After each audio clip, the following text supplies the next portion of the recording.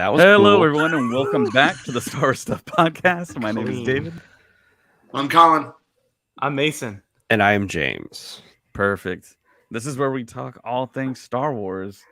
And we are expecting a guest, Josh Robert Thompson. Hopefully he does show up a little later. I know he's like super busy. He has a crazy resume, crazy amount of jobs too that he's working in Hollywood. So hopefully he does show up at some point during the show. But we all know he's pretty busy.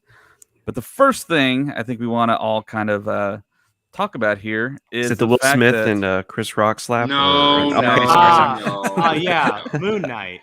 Right. Just kidding. Anyway, sorry, David. Just wanted to get that out of here. Out of the way. Yeah, so did y'all want to talk about that? I no. mean, that's nothing. No. Well, it was a very big night for Star Wars, actually. Yes, it was. Mark Tully, General Kenobi. Sorry, guy. So Samuel L. Jackson finally got a statue. He got a lifetime achievement for his body of work, which I think a lot like Will Smith, he had been frustrated by not winning. And I think every single year that Samuel L. Jackson was up against someone that did win, he actually lost. But, I mean, I don't think there was a category or a year where he actually was the favorite or who he thought was going to actually win. So that all went down. But I think the person that's probably best to kind of talk about the Oscar fiasco that happened is has joined us now. Ladies and gentlemen, Josh Robert Thompson. Yay!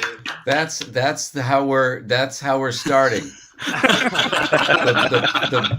the best person to handle the Oscar fiasco. Here he is, folks. We like to throw people into the fire.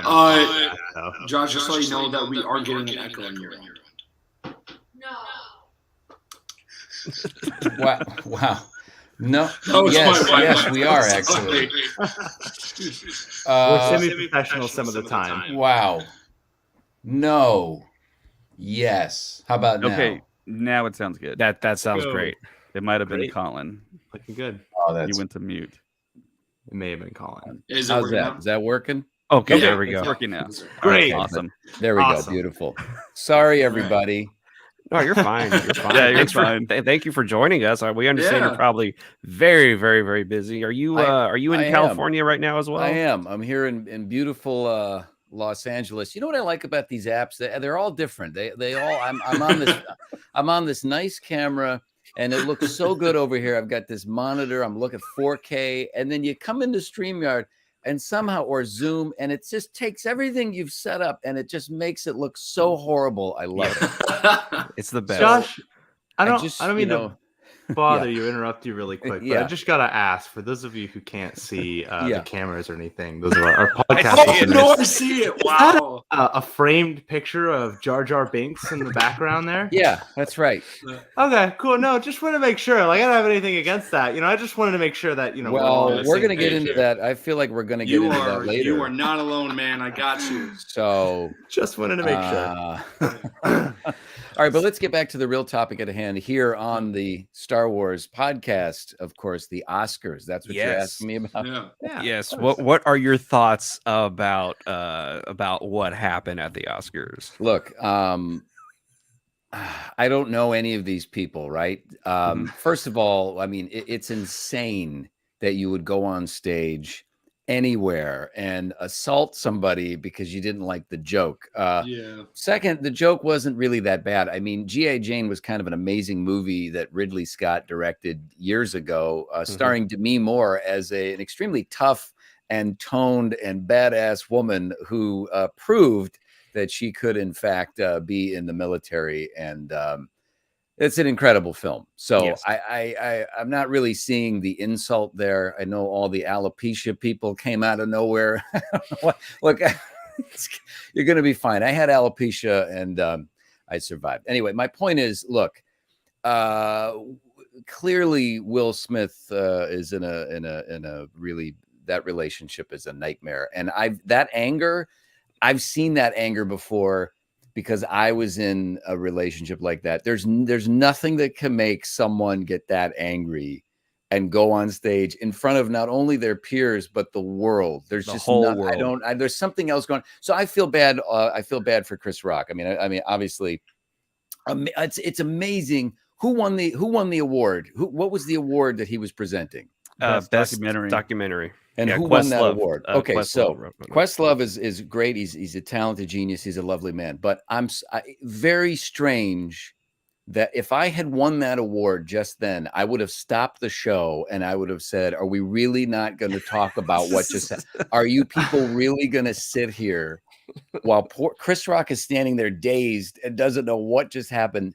Nobody cared, and they carried on like it was, just a lot of laughs. So I don't know, man.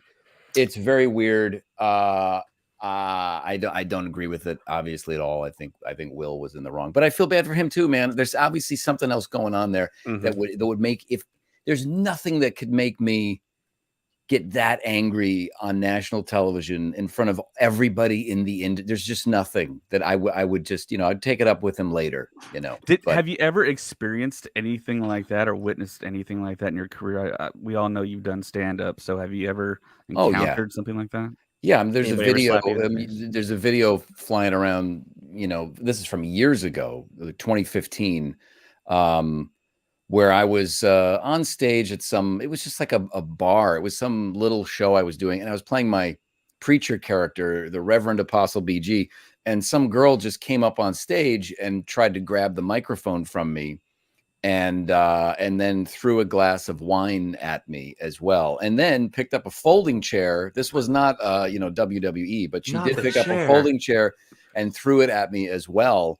And the first reaction from the audience was to immediately take their phones out and just hold them up like that. So I couldn't do anything, nor would I, but I really wanted to slap the shit out of her. And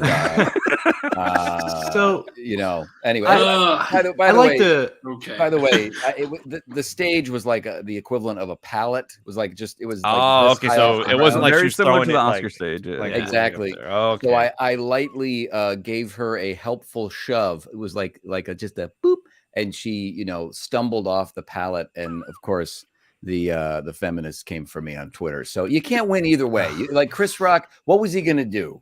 And you could see that he was holding back. Yeah, there's a moment where he says, "Oh man," like he could have said so many amazing things, but good for him. Good for him not doing that. Yeah, the professionalism there was noted with him. Yeah. I do want to take a moment to inquire about something that I think needs to be really looked at as we're sort of moving into modern society and thinking about what we want to portray as a people here, right? The mentality of the show must go on. Yeah. Regardless of anything is a topic that has been debated for years. And I want to talk about really quick an instance that I had when I went to go see I can't remember what it was. It was a theater production at the Dr. Phillips Center. And the fire alarm went off in the middle of the show, and no one moved. No one moved. The fire alarm's going off. The actors are still on stage doing their thing. No one knows what to do because the actors haven't stopped acting. So the audience is still pulled into that. And then everyone's looking around confused and no one's moving when there could be a fire in the building. And then we move into something like this where someone gets assaulted on live television and no one bats an eye. Yeah. I don't wonder if that phrase, the show must go on, might be becoming a little bit of a little worrisome. I think it depends. Toxic. It depends on the situation, I think. But certainly for me as a stand-up, I leaned into that situation as I was in character. And so I was able to say some pretty hostile, horrible things to this woman. And she deserved it. And everybody was laughing. But it was also very uncomfortable. However, I also think there's a numbness and a general kind of emotionalness that's kind of happening. Maybe it's because we're coming out of social media has been in our lives for so many decades now, for 2 decades now. And I think maybe that has something to do with it as well. People they think it's a bit, they don't want to get involved. I don't know, man, but I agree with you. It's you gotta say something. It is, it is crazy. Some of the best advice that I've been given is and it was in the general like vicinity of acting and like learning how to be a good actor. Like one of the best pieces of advice that I was given personally was that an actor's greatest strength is their ability to say no, right? And I think that can actually be taken further to just say like, is the ability to have the security around us nowadays to be able to say, no, I don't like this, I don't want this to happen, and be able to stop things and address things. And I feel like this is a great example of when, you know, that might have been really helpful to like stop and like mention, you know, hey, this just happened, this isn't right. Yeah, at that point, yes. Teaching moment out of that. Yeah, I do think while it was happening, I think most people, myself included, thought it was a bit, which is the same thing that happened at that stand-up show. Yeah. Everyone thought it was like an Andy Kaufman, some kind of just weird bit where we set it up. And it sort of looks that way. But yes, I think someone should have said something about it, and instead of just saying, anyway, here's the next award for best song. Come on, guys. We're having, even Will Smith sitting there laughing like, oh, you know, sorry, guys, I got a little crazy, and everybody's laughing. If it had been anybody else, I mean, I listen, I'm just wondering out loud, if it had been a lesser actor that went up on stage, I guarantee they would not still be sitting there when they came back from the break. That's just my opinion. Yeah, definitely. And it totally did overshadow a big Star Wars night. Samuel L. Jackson finally got a statue. We were just talking about that. Oh yeah, that's Troy right. Congratulations to Samuel who was Jackson. the Good for him. Tusken Raider in The Mandalorian, who did the sign language. He developed a specific Star Wars sign language for The Mandalorian. It wasn't ASL. Greg Fraser, who was a cinematographer for Rogue One, he won for Dune. Best cinematography. Yeah, and beautiful. Of course, Riz Ahmed won for best short. And it was an awesome night, and of course, it was overshadowed by what were happened. these done during commercial breaks? Some of those were at a different ceremony, not on the actual night. Right, Is the that Samuel right? L. Jackson. That was the governor's award was ball. given by Denzel Washington earlier. Yes. And I know you can see clips online of him getting the award, and Samuel L. Jackson looks genuinely happy to get that award. Sure. I know there's clips online of him being kind of honorary when he didn't win, when he was up for certain films. But I mean, he has a tremendous body of work, and he is older. But yeah, it was exciting. I thought to see Star Wars alumni kind of get recognized and see what kind of talent that Star Wars does employ. And you, Mr. Josh Robert Thompson, I think personally, you're one of the most funniest people on the planet. I mean, finally, your video of George Lucas, man, that I remember when that came out, and I couldn't stop laughing. Like, that was just like perfect. Yeah. Like, that is like perfection. Well, that was the funniest thing to me. Yeah, you know, it's interesting. Gosh. I mean, I haven't won any Academy Awards, and you know, I wish I was recognized for my work. You know, it's ultimately it's because I make films that sort of advance the technology, and people don't like that. But I love George Lucas. No, I love George Lucas. Look, I have a Jar Jar Binks. I got a Jar Jar Binks poster from Rolling Stone magazine. Was it just because of like just the whole George Lucas obsession that he had with Jar Jar? You were like, I gotta get this. No, as a filmmaker as well, and someone who loves film. That's my dream, to be a filmmaker ever since I was a kid. And I have every book written about George Lucas, and I admire him a great deal, you know, but way back to THX 1138 and American Graffiti. Even you look at the prequels, I mean, the original films obviously as well, but you just look at the risks and the chances that were taken by George, and obviously everybody at ILM. I mean, the guy is an incredible trendsetter and arguably changed film as we know it today. I mean, with nonlinear editing and Pixar and Industrial Light and Magic. I mean, just it goes on and on and on. The digital projection. Everyone laughed at him about that back when the prequels came out. We're gonna get rid of these canisters of film. It's bullshit. And they're like, George, just stop it. No, I'm telling you, we're gonna just beam it. Why do we waste all this money? George, please go back home. Go sit on your pile of money. And of course, here we are now with doing that exact same thing. So I admire him a great deal. But Jar Jar represents that. Jar Jar is like this really crazy idea that this guy had, and really arguably the godfather of the motion capture technology. I mean, Ahmed Best, who is a friend and a oh wow, he's a great human being. he really should be at the forefront, at the top of the list of everybody, I think. Yeah. Oh no, he was at Celebration back in 2019. Some of us had the standing ovation, man. Standing ovation, and he was really funny. I mean, we already knew he was funny, but just seeing him live, we were cracking up, and I'm thinking, man, why isn't he doing more? Like, he needs to be doing way more. Star Wars, Lucasfilm needs to bring him back in and keep putting him in and stuff. Changes. How Anthony Daniels is like 3PO, but then he also does other characters. Right. Like, do the same thing with Ahmed Best. Just have him put him in there. He's in Revenge of the Sith. I think there's or Attack of the Clones. There's they go into a bar. So Mr. Lucas. Was Jar Jar the villain the whole time? Because some people think that Jar Jar was the villain. Was that your intention, Mr. Lucas? Yeah, I mean, what you don't realize is the entire saga is really just built around Jar Jar Binks. You don't realize that because you don't see him in the the original films.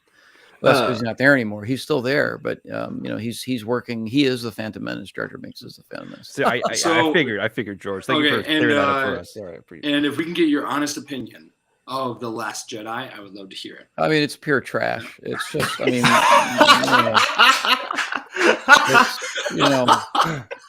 look, you got to get. It's like they got a dartboard and they put some plot lines on there, and JJ just said, "Here, Blair, watch it. Here, Greg, give me one of those darts." And he went whoop, and they went, "Sure, the Emperor's back," or whatever. It's. I mean, it really is. I know. Is that the last one? Is that the last one? No, the Last Jedi's the Jedi's second the one. middle. The Rise of Skywalker is the last one. Well, let me say this, and I don't like any of them. I remember seeing The Force Awakens, and I remember the first half of the movie thinking, okay, all right, this is maybe JJ did what he did for Star Trek. I thought the good energy, lots of funny banter. Ooh, I like Finn and Rey. These two, they're going to get together. That's going to be amazing. He's defected from the First Order. He's a stormtrooper. Wow, that's a really cool story. And then right in the middle of the movie, this is what happens. They go to this I don't know, this castle, whatever that little orange woman. What's that? They go to that castle. It's 20 minutes. It seems like an hour of the most boring conversation, and Harrison Ford's sitting at a dinner table with this thing, and he's like, I don't know. Chewie, and she's like, I want to have sex with that Wookiee or whatever the hell's going on in there.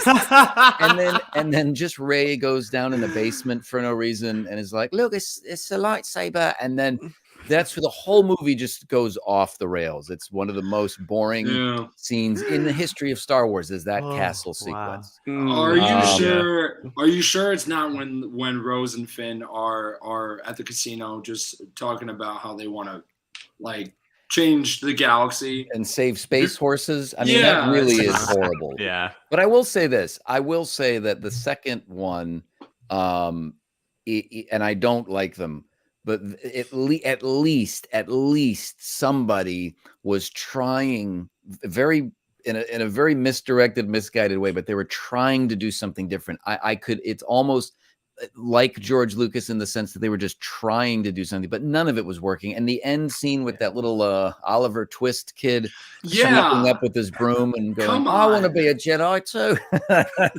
Get out of here with that.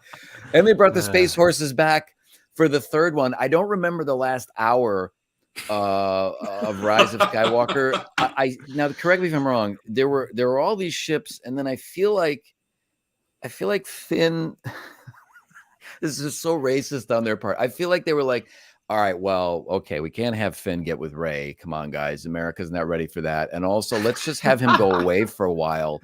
But let's have him find a girlfriend. And maybe they ride horses together on the side of a ship. I don't know what the mission was, but I know everything blew up and they saved the day. So good for them. So let me ask you, happens in that movie, to be fair, all kinds of blends. Yeah. Can I ask you something, Josh? So when did you first discover your George Lucas? Because I'm going to just say I heard an audiobook that you did, which was The Secret History of Star Wars. And when your voice came on as George Lucas, I remember I had to pause it, and I was like, wait. And I had to look through the credits, and I'm like, okay, did they get sound? I'm not even kidding. I was like, did they get sound clippings of George and put him in there? And then I'm listening to it more, and I'm like, this guy Well, that was early on. That was probably 10 years ago now. So had you been doing the voice prior to that? No. That in fact, that audiobook, I do a lot of voices. I do like yes, you did Irving Coppola, Coppola. They've all gotten better over the years. Your but Coppola's was pretty great. That I made did me Coppola. laugh. Actually, did Coppola for an Audible series, which was called the Cotton Club Murder or Cotton Club Murders. It was about the making of Coppola's movie Cotton Club, and I have a whole scene. It's me and Christian Slater plays the producer, Robert Evans, and I have this whole scene where we're talking about, making this movie, and it was really funny that I'm sitting there talking like Coppola and very, grand, this is great, this whole kind of, anyway. That's pretty good. I mean, that was okay, but yeah, that's when I first started doing George Lucas, and I listened to all of his commentaries. That was around the time that the 2005 the original trilogy was put on DVD, and they had all those commentaries. Yeah, and that's how I learned to do Schwarzenegger. I listened to the Conan the Barbarian commentary over and over again, and you hear a different kind of George. I think the George that I learned, how I learned to do the voice, was from the THX 1138 commentary, because you've never heard George more excited and alive and energetic than in that. He loves that movie. You can tell that it's like really thrilling for him. So it's really funny. So have you tricked people with? I mean, you tricked me, obviously, but like, have you ever I mean, I know there's videos online of you and they deep fake and they have your voice and people are just really confused. Yeah, by the way, that is me. That is me. There's some kid on TikTok. I'm 47, so I'm not going to get mad about it because I look like some guy shaking my fist. But this is how it's done now. So the way it works now is people just steal your work. They don't credit you. And then everybody goes, hey, 1 million views. And then that kid gets like $5 million. And I sit over here with my dick in my hands going, wait a minute, that was me. And then everyone goes, shut up. Nobody cares. And I go, well, wait a second. And why are you so mad? But anyway, I have a TikTok and I am putting my George Lucas stuff on there. Okay, good. But it did really well. It was the deep fakes you saw, the Collider stuff. Yeah. No, I pranked the greatest prank of all time. Oh, God, yes.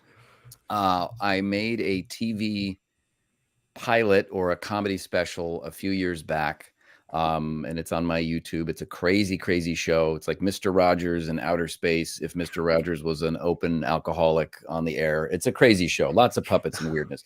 But we mixed it. We did the audio mix at Skywalker Sound, which was like, I was at the ranch, man. Like I stayed 2 nights at the ranch with my friends because a buddy of mine knew a guy that said he would do it. So I met Ben Burt, who's the greatest of all. And so we're screening my pilot in the THX theater at Skywalker, and it gets to the part in the pilot where I'm playing George Lucas in full prosthetic makeup, like with the hair and the beard and the neck and everything. The wig. Here's the wig. This is a beautifully made wig. Not proof. That's George Lucas right there. There's the George Lucas wig there, and custom made. So Ben Burt walks in. Ben Burt walks in and he goes, "Oh, this is great. George would love this. This is great." And I was like, "Holy shit, man! I'm making fun of George Lucas at Skywalker Ranch. This is crazy." So then the editor, I think the sound mixer, he says, "Hey, it'd be funny. You should call because they were working on Force Awakens right at that time. Oh, okay. Right next door to the studio we were in." Gary Rydstrom, I swear to you, Gary Rydstrom was in there mixing something involving The Force Awakens. So they said, why don't you call Matthew Wood, who Matthew Wood is like, again, out there with Ben Burt, right there with Ben Burt, started under Ben Burt. He's now, plays Bib Fortuna, but of course he's General Grievous. He's the voice of General Grievous. And he said, call him as George and tell him that you just want to make a few quick changes to the movie before it goes out. So I called him and I said, hey, what's going on? It's George. Listen, look, don't tell Kathy this and don't tell JJ, but I just think like it would be great if you could get like 1 or 2 frames in there, just get some Gungans in there. I think it would just be so helpful. And he said, well, I mean, George, it's pretty much ready to go out. I mean, I know, I get it. But listen, I'll pay for it. I'll pay under the table. And I think I had him going for about 5 minutes. Oh my gosh. And then I said something. Hey, if this works out, maybe Red Tails 2, we could get that going. And he said, who the hell is this? It was the Red Tails. It wasn't the Gungans. It was the Red Tails. Yeah, because you don't know. I'm like, this seems like a request that George would make. Yep. And you got to be careful. What if it is George? Yes, exactly. Oh man. So yeah, this impression is really good. And those of you probably hearing it, every time you do it, we just crack up and everything. It's my favorite thing. when did you realize you had it? Like, when did you realize you were like, oh, I can take this thing pretty far? Well, actually, I was doing I had a podcast at the time, and it was the Poking Around podcast, and it was with my friend John Mariano, and he was on Animaniacs for many years. They used to have a segment on Animaniacs called Good Feathers, and it was the pigeons. So he was Bobby Pigeon, right? He was one of the pigeons, and so we did a show together. It was like old time radio. We were doing like a send up of old time radio from way back in the day, and one of the segments we did was called Walking with George Lucas, audio only, and we thought it would be funny to just see what George was up to now, retired, walking around Skywalker Ranch, and it really was extremely funny. But that's probably when that was like 2000, maybe 2010 or 2011 when I did that, and then we turned that into a sketch, and then I actually turned that into a sketch for my pilot, and that is the sketch that you see, which is called Walking with George Lucas. And you're just walking around talking. Yeah, we shot it. Yeah. We shot it in Malibu at Malibu Wines and Safari, and so at Malibu Wines they have zebras and giraffes, and it looks like this big estate. And there's one scene where George walks over to a zebra, and the guy interviewing him says, "Oh, that's kind of cute, a baby zebra." And George says, "Yeah. Well, it's a shame I'm going to eat it later." Oh my God.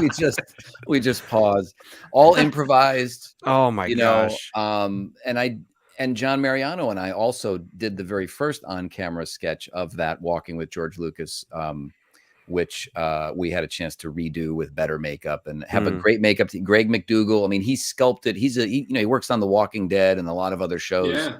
He made the neck. I mean, they did a full cast of my head. There's a 3-hour makeup. Jeez. They custom made the beard, and so I mean, I wasn't messing around. I love Star Wars, but I really love George, and it's so fun to play him. So really enjoyable. So you actually got the chance to meet him. Yeah, have you met George? I haven't met George, but I'll tell you this: a friend of mine works for Lucasfilm. Okay. He works. Well, I won't say too much, but he works in the animation area of Lucasfilm. Yeah. And great guy. He messaged me about 2 years ago. This was after we did the first deep fake for Collider, and this is where I play George Lucas, and I'm reacting to the trailer for, I don't remember which one it was. Was it The Last Jedi? Or it was The Rise of Skywalker. Yeah. And he wanted me to know, this is absolutely true. He wanted me to know that George's son, Jet, saw the deep fakes, showed his dad, and he wanted me to know that his dad, without coming out and saying that he agreed with everything I was saying as George Lucas, he wanted me to know that his dad really, really thought it was funny. And I just said, well, that's it. I've done it. I have nothing else to do. That's good. Goodbye. I'm glad that George Lucas seems to be very in on the joke and like very appreciative of it. Like that's very good on him. He's got a good sense of humor. I mean, I remember that cool box set they did that looked like a storybook, the last Blu-ray box set before the new films. Yeah. They thought to include at his insistence a number of the fan films and different parodies and things. I think it's on the bonus disc. So Star Wars Family Guy, yeah. George has a good sense of humor about it for sure. Yeah, he totally. And Robot Chicken got away with like using the likeness for God knows how long. Yeah, I wish I had been doing that show then, because then I probably would have been playing George, on all those. Oh man. Well, one can only. Every time George Lucas showed up in that was actually George Lucas doing the voices. Right. Yeah, Maybe. Probably. Yeah, because he's friends with Seth Green. Yeah. So one question David actually pointed, I haven't heard it, but he said you do the best, also the best Liam Neeson impression as well. Is this true, or is it pretty good? Oh boy, here we go. No, let me see if I can. I have to get close to my microphone. Oh, I know what it is. Yeah, I was doing this the other weeks ago. So what I would do is every time I go to Target, I always go to their sad DVD Blu-ray section. It's the saddest place you've ever been. Right? I mean, Best Buy. It used to be the CD section at Best Buy, which is now gone. Yeah. That was the saddest place you could go in the world. Not even like a war-torn part of the country or a place where there's probably no. The CD section of Best Buy. Now you go to Target. Oh man. They have this one Liam Neeson movie that they cannot give away. They can't get rid of it. And it's called, which one is it? It's the one, it's called Cold Pursuit. And every time I go, this was like $30. Then I went back, it was $15. Now I think they're giving away for $5. And every time I'd have to get some video of it and put it on my Instagram. And it was just Liam Neeson saying, I want you to see my movie. It's called Cold Pursuit. In the movie, I'm in pursuit, and I'm cold. I'm wearing a jacket. You see on the cover there, it's a down jacket. That's to keep me warm, because I'm in a cold pursuit. Be careful. I might slip on the black ice. I'm chasing black guys. I'm cold pursuit. Please buy my movie. It's only $5 now. I know that you want to buy it. Please, Mr. Wayne. Please. I mean, that's the best. I don't know anyone else. How can you say that? There is literally no one else, Josh. The other one is Liam Neeson encourages you to, whatever it is you need to do, whatever it is you have to get done, chores or some project, just put it off until tomorrow. But he has this phrase, do it in the morning. And I don't know why it feels so good to say it as Liam Neeson, but he'll say, listen to me. Whatever it is that you have to do, maybe some gardening or the dishes, it can wait. Trust me. Do it in the morning. This feels so good. Just feels so good. It sounds as good as it feels, I'm sure. I just saw him. Go ahead. Sorry. Did you see the sketch from Ted 2 where Liam Neeson goes to the grocery store and he buys Lucky Charms? Yeah. I thought you were going to say the one from, there's that one, but there's the other one with the Ricky Gervais show. Oh, my God. Oh, yeah. That one. I mean, we can't, it's okay, inappropriate. I have AIDS. Say that I have. It's like, knock. Knock. Have you seen the outtakes to that, though? Like, they can't. Yes. Brilliant. It's brilliant. I just watched him in, because that's another topic. I had to get the bad taste of the Batman out of my mouth, so I rewatched. That's right. I said it. I had to watch the Christopher Nolan trilogy, and I felt a lot better afterwards. So let me ask you this question. Hold on one second. Oh, my phone's ringing. Let me ask you this question. Oh no. Are you excited for the Kenobi series, and that if Liam Neeson does come back, like, what are your thoughts on that? He has to come back. Liam Neeson has to come back for that. Well, I hope that I do come back. If I do, it'll either be flashbacks, and they'll de-age me using digital technology. Don't really care for it, though. I can act young. I can pretend that it was 20 years ago. Watch. See, I'm stretching my face. I look younger. I look longer. I can't even speak. I'm a puppet. I've been reanimated through digital technology. I don't know. I'm Cold Pursuit or not? Cold Pursuit. I'm still in Cold Pursuit now. $2 on DVD. I'm almost. Listen, I am so thrilled anytime there's a prequel mention. I am so happy with how wonderfully and beautifully Dave Filoni and Jon Favreau have handled incorporating the prequel you know, I mean, it's canon, right? So they've done it in such an elegant, wonderful way, and it makes me so happy as a fan of those movies. So I'm very excited about the Kenobi series. I was almost burned out on Star Wars. I think we all were. I think they brought us back with, you know, the Mandalorian and Book of Boba Fett. I really enjoyed it. It was so old school Western, and the techniques and the effects in it felt old school. I really had a lot of fun with that, and especially Mando flying the old Naboo stuff. I mean, that. Listen, I have to. I mean, I teared up during that scene, and it suddenly hit me. Holy shit! The Phantom Menace is now. I now feel nostalgia in the same way that I felt it for the original films. Yeah. And I was genuinely so excited to see that ship. They've just done it correctly. So I'm excited. Hopefully there is a Force ghost or something with Qui-Gon, because that would make my head explode. I mean, I have a question for you real quick, because we were talking about the sequels a little bit earlier. And this is something that I talked to a lot of people about. But so obviously, like when the prequels originally came out, they were, for lack of a better word, despised. Sure. Like, they were a big point of contention for people. Yeah. And now it seems that, you know, people are having nostalgia. People of my generation are growing up and looking back and be like, these, you know, the Star Wars movies we grew up on. And even older people now are like, oh, yeah, I guess I like the prequels. Right. My question is, I wonder if that is because of the supporting content that they got. Obviously, like, I never had a problem with them in the first place. And my question teacher, is, wise teacher, I can answer that. Well, hold on. Here's a question I want to get to. The sequel trilogy, while they may not have done well in theaters, do you think that you could be persuaded to like those movies more if they got more supporting content?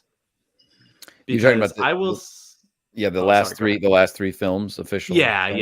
Last Jedi, Rise of Skywalker, and Force Awakens. I don't think that those movies have the same feel. I feel like those movies are, and it's kind of, this is just my feeling, but it's largely the problem I had with the Batman, is that it felt like people trying to do an imitation of something, or saying like, this is what we think a Batman movie is, or this is what we think a Star Wars movie looks like, right? It's got all the stuff, like, and look, it has all the stuff. It's got great actors, it's got the effects, everything on the checklist. Work, but all the ships, the armor looked all great. It doesn't have Star Wars is weird and rough around the edges and imperfect, correct. You know, and I think, to me anyway, but listen, there's a whole generation that grew up on the prequels, and they love, I mean, when Hayden Christensen, you want to talk about tearing up, when Hayden Christensen showed up at Celebration, had been like in high, like we hadn't heard from him forever, and the place went bananas. I mean, I was so thrilled for that guy. I was like, thank you. Just please, somebody recognize this guy, you know. But yes, I just think it's different. I just think it's totally different. Yeah, Colin James and I were actually there. Yeah. Oh, you were there. We were in the room. Yeah. Wow, man. What an amazing thing. What a great moment for him. It was great to hear the reaction of the crowd, like you said, because he was like, okay, yes, look, like we got a standing ovation and everything, and now he's coming back to Kenobi. I mean, I bet you were kind of over the moon. I was very happy for him, just as an actor. You know, in this business, it's so hard. It's so impossible. And to see him not only get recognized for that work, but then to be able to come back as that character. And I do think that to some degree, the supporting material, the Clone Wars, you know, the animated series, and these shows now on Disney Plus have emboldened the prequels even more. They've filled in the gaps that I don't think George was ever really interested in filling in the first place. So I think it all works together. It's great. Yeah. No, it's great. Yeah, completely agree. Yeah, it definitely worked to the favor. I will say this: there are definitely characters in the sequel trilogy that I would like to see more about. Sure, least, if for nothing else. Captain Phasma is basically like the Boba Fett of those movies. Yeah, she is. I love Captain Phasma. I want to see more. They did a little spinoff series, Resistance. It was more like kid-centered. Not a lot of people watched it, but there was a great character in there, Commander Pyre, with a solid gold First Order trooper armor. I'd love to see more about him. And Like I would still love to see development around the world and see what the galaxy looks like beyond just the Skywalker side. You know, I agree. I think that's why I think it's important to sort of get rid of those shackles of the Skywalker story. But I did like the one guy I did like in the last film was that little guy, Babu Frick. Was this little guy that I just said that's Star Wars. That guy's amazing. Who the hell is that guy? Where did he come from? He was the best part about that whole movie. Yeah, I don't remember anything else in that movie except the one scene where they were like, "Oh yeah, that's we had a bad batch of clones. He's all in a vat." What was the guy the villain from the Force Awakens that didn't end up? Snoke. There's like a vat of like rejected Snokes or something. And I went, I don't know what's happening here. No. Oh no. That part was so here's the difference between why a lot of people don't like the prequels and why people like the prequels more than the sequels. Yeah. And it's because in the sequels there's a lot of plot holes. Yeah. And in the prequels, like, yes, the Clone Wars did help fill in a couple of them. Mm-hmm. But if you go and watch The Last Jedi, no joke, all Holdo has to do is tell Poe the plan, and no one would have died, and no one would have went to Canto Bight. I know. It's so bad, man. Yeah. And and you can't name something like that in the prequels. Like you honestly can't. Changing directors mid-trilogy. It's all because of Rian Johnson.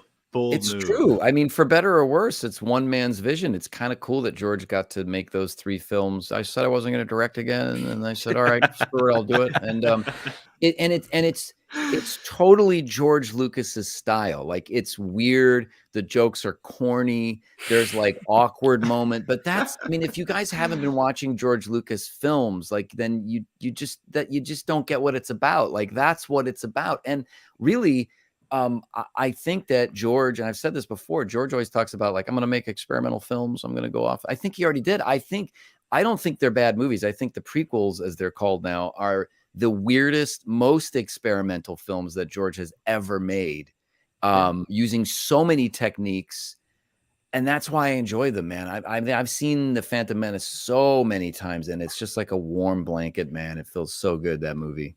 Every time watching those like red lightsaber blades ignite, and then the of course. I mean, yeah, that's great. Yeah, fight.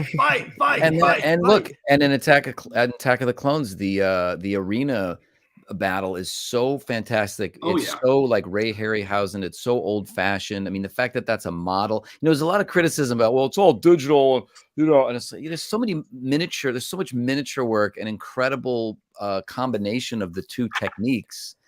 That's why I always was so annoyed when they started making the new films, when J.J. Abrams would say, like, well, just so you guys know, we're shooting on 35 millimeter and we're going to do a lot of practical. Like, nobody in Middle America gives a crap about what you're saying. Why are you throwing everybody under the bus that did such great work in the prequels? My God, man. Well, of course, what was the opening line of the Force Awakens? This will begin to make things right. This will begin to make things right. Oh, and my God. The balls. Okay, here we go. The balls. So, hey, they had a good you, story, man. They dropped it, though. They didn't. Let me ask you this question, sir. You say you like The Phantom Menace, but what is your ultimate favorite Star Wars movie? Oh yeah, that is a good question. Well, I mean, I think it's The Empire Strikes Back. Okay.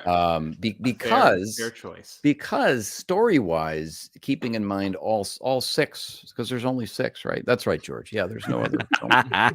Keeping in mind the story thread and what those movies are about, I mean, that really is the apex. That is the biggest chapter of them all, because that's when everything comes together, and father and son fight, and that's when the big discovery is made. So there's so much going on in that film, but I would also argue that The Empire Strikes Back is the most conventional film of all the Star Wars films, in the sense that it's closer to just like a regular film and not like the experimental weird George Lucas film. I mean, it's a great film, but I think it's the most sort of normal film in terms of the plot and the structure. Maybe that's why it's so appealing. Now, do you think it's your favorite because it's, or do you think it's a fan favorite because it is closer to being a normal style film, but layered over with this film of the weird Star Wars stuff? No, I think it's for me. It's because of the story. I think it's because of that moment of the big revelation, and also I'm the hero's journey. That idea of that theme. I always like it when it goes a little dark. I always like when the heroes are in peril and it looks like everybody's going to lose. And obviously, when I was a kid, Return of the Jedi was my favorite. Return of the Jedi was my favorite. I saw it in theaters. I remember going to see Return of the Jedi. My grandmother took me to see it in 1983. I was sitting there, 8-year-old Josh, watching Jabba the Hutt on a giant screen and losing my mind. Like I'd never seen anything like that in my life. There were wall-to-wall creatures. I didn't care about Luke's depression and his problems with Leia and his who cares? Just show me Muppets, So when I was a kid, yes, of course I loved that movie, and little teddy bears fighting and saving the day. It's amazing, What's not to love? Well, so in that movie, my biggest take is Max Rebo. Do you know who that is? Yeah, of course. Yeah. Jesus Christ! I got the whole band. I got the whole band somewhere back there. Yeah. So George. Here we go. So please, please tell me of what your thought process was with creating Max Rebo. Well, I like jazz. I like the whole idea of it's kind of a jazz band, in the middle of this, kind of gangster's lair. I thought it'd be kind of a fun idea. The first movie we had. Well, it's actually it's in the Star Wars universe. Many people don't know this. Actually, it's not called jazz. It's called. Go ahead. You can say it. Please do. Go ahead, George. Go ahead. It's called jizz. Oh, so yeah, and that's actually where so jizz. So I like that they were playing. That actually is true, guys. That is true. And it's a great character, and Cy Snoodles was real looker, and so I thought I'd go back. This is what I love about George. He says for the special editions, I just thought it'd be kind of fun to go back and have this kind of musical number in the middle of this film. Just thought it'd be kind of fun. Okay. Have you ever thought of doing commentaries of watching all the movies? So and actually doing all this question, I'm glad you asked it, because people have asked me over the years so many times, will you do it? And the answer is yes, I will, but you're going to have to pay for it. It's a lot. Yeah. Understandable. No, I think I'm going to sit down for each movie. I'm going to sit down with a different moderator. Some of them will be writer friends from the Late Late Show days, just people I've worked with in the past. Yeah. So I can have someone to play off of. But yes, very soon, certainly by the end of the year, these will all be made available that you can download and time it up with the movie. And that's amazing. I think it's if we could deep fake a commentary for a 2-hour plus movie, that'd be great. But that's a lot of money and a lot of processing power, I think. But certainly I could wear the outfit and just sit there and do it. Colin, I'm going to do you a favor here. George, could we just get a line of you saying that Max Rebo is your favorite character in Star Wars, and that he was supposed to be the hero in St. Luke? Okay. Well, Max Rebo is actually my favorite character in all of Star Wars. And what you don't realize is that Max was designed to be the hero of the saga. And if you pay attention, you can see that is actually what happened. It's clearly in there. You just have to look for it. Yeah, of course, in details. All right, so awesome. It goes, first, folks. So it goes the day I got married, the day I got my dream job, and then the day that George Lucas said that Max Rebo was the hero. There you go. Right. Well, before we go on, guys, I'm gonna have to go. I have to go to work. I'm also in California as well, like you, Josh. Yeah, so, go to work, James. Still Get early, to work. Yes. It was really nice meeting you, Josh. Like I said, you're George Lucas, and all the voices you did in that. Thank you. Were amazing. So it's very nice of you to say. Thank you. I appreciate that. And I will see all of y'all later. Y'all have a great day. Have a good one, James. Right. Bye, take care. I've got another quick question for you, just about being a voice actor and being in that that field. Do you have those voices like bouncing around your head like dissociative identity disorder, like constantly No. like fighting for control?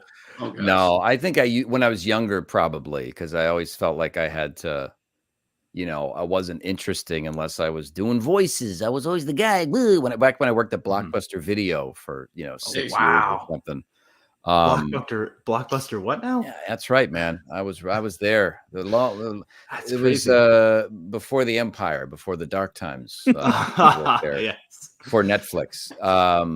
Yeah, man, and I would do a lot of voices. That's where I learned the Schwarzenegger, like the real Arnold Schwarzenegger voice, when I heard his commentary for Conan the Barbarian, where he's talking about this is another great scene where look at this is the wolf witch and then I'm making love to her and look at her fangs are growing. We don't have those effects on women anymore. Like that kind of. I was like, what the hell is this? I like this guy. This is fun. So then I started doing that, and that led to local radio in LA for a number of years, and then the Howard Stern show, which I would call into for, I don't know, maybe 8 years off and on. So that's kind of how it all started, just talking to myself. It's crazy because of a lot of interviews that I've either seen or ones that we've done. It seems like a lot of voice actors sort of get their break into their field through really unconventional means. Yeah, sure. Whether that, a lot of them being through radio, and then one thing leads to another. They meet the right person, and then that person puts a script in front of them, and they're just like, just give it a shot. Why don't you read this? Right. It's a radio ad. It's supposed to be this, and then from there it just explodes into this mind-blowing career. Yeah. Well, I think that. I've been doing it since I was a kid. I mean, I think like in high school, I would call in when I grew up in Cleveland. I grew up in Ohio, and I would call into hey, OH. Is that right? Where at? Where are you? Dayton. You're from Dayton? From Dayton. Wow, look at you. See that? Small world. I made it out. Dayton, Cleveland is like Dayton is like the Tatooine of Ohio. You're telling me. I think that's it's kind of a joke, but I mean, I kind of identified with Star Wars and Luke, I think, as a kid, because I always wanted to get the hell out of Cleveland. I was like, I get it, Luke. I get it. He wants to get off this planet. Get out of Ohio in general. Absolutely. But I Cleveland State University, where I went for a little while, they still have one of the great college radio stations of all time, WCSB. And they had a show every Thursday night in high school called Brain Rot Radio Theater. And these guys would take phone calls, and I would call in and do impressions. At the time, it was my Johnny Carson impression, because this is 92, 91. Johnny Carson had retired or was getting ready to leave the Tonight Show. So I'd call in. I'd be very bitter and drunk. And what are you guys up to? It didn't sound like that because I was like 14 or 15. So it was more like, Johnny Carson. And but I used to make we in the Midwest you have basements. So my basement turned into a TV studio. I made sets out of cardboard. So all my friends we would do talk shows, and so I've been doing it my whole life. I just kept doing it. And then when I moved to LA, I did a lot of public access or local TV for about 10 years. I did my own shows, and that's how the Late Late Show found me. One of the writers was watching one of my shows, and so it's the right place, right time kind of thing. Yeah, that's where I saw you first on the Late Late Show. I didn't realize it was you. I didn't realize you were the voice and puppeteer of Jeff Peterson, but I have a lot of fond memories staying up late at night and watching the Late Late Show with Craig. Oh, that's cool. How old were you when you were watching the Late Late Show? Well, I'm 40 now, so high school, leading into because we were on. So I watched Kilborn, and then it led into Craig Ferguson. So it was in the later 2000s. So that's right. Yeah, because I started on the show in 2007, and then Jeff Peterson didn't come along until 2010. So I was actually on camera as Arnold Schwarzenegger with like a muscle suit. I did a lot of De Niro. I did the Morgan Freeman voice a lot. Sometimes they had me call in as Morgan Freeman.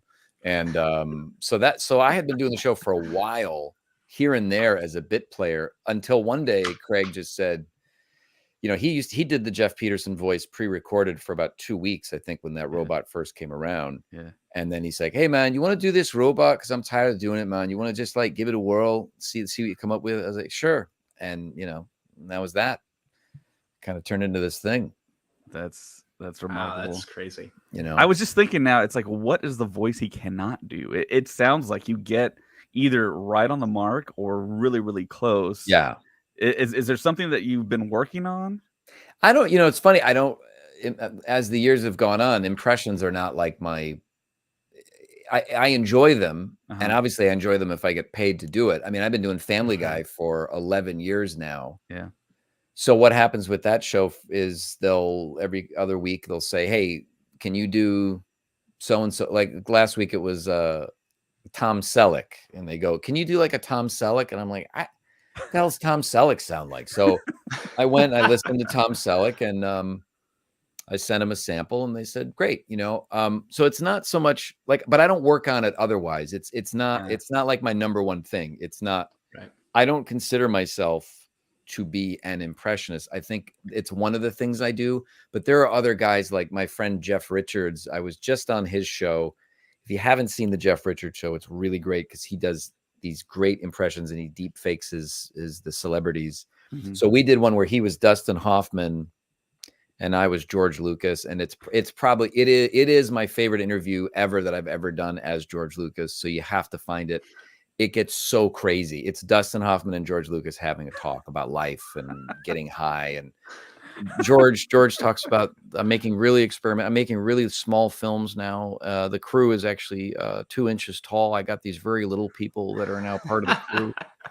And I accidentally killed them all the other night. I got up for a late night snack and I forgot they were right in front of the fridge. And oh God, I killed them all. But what can you do?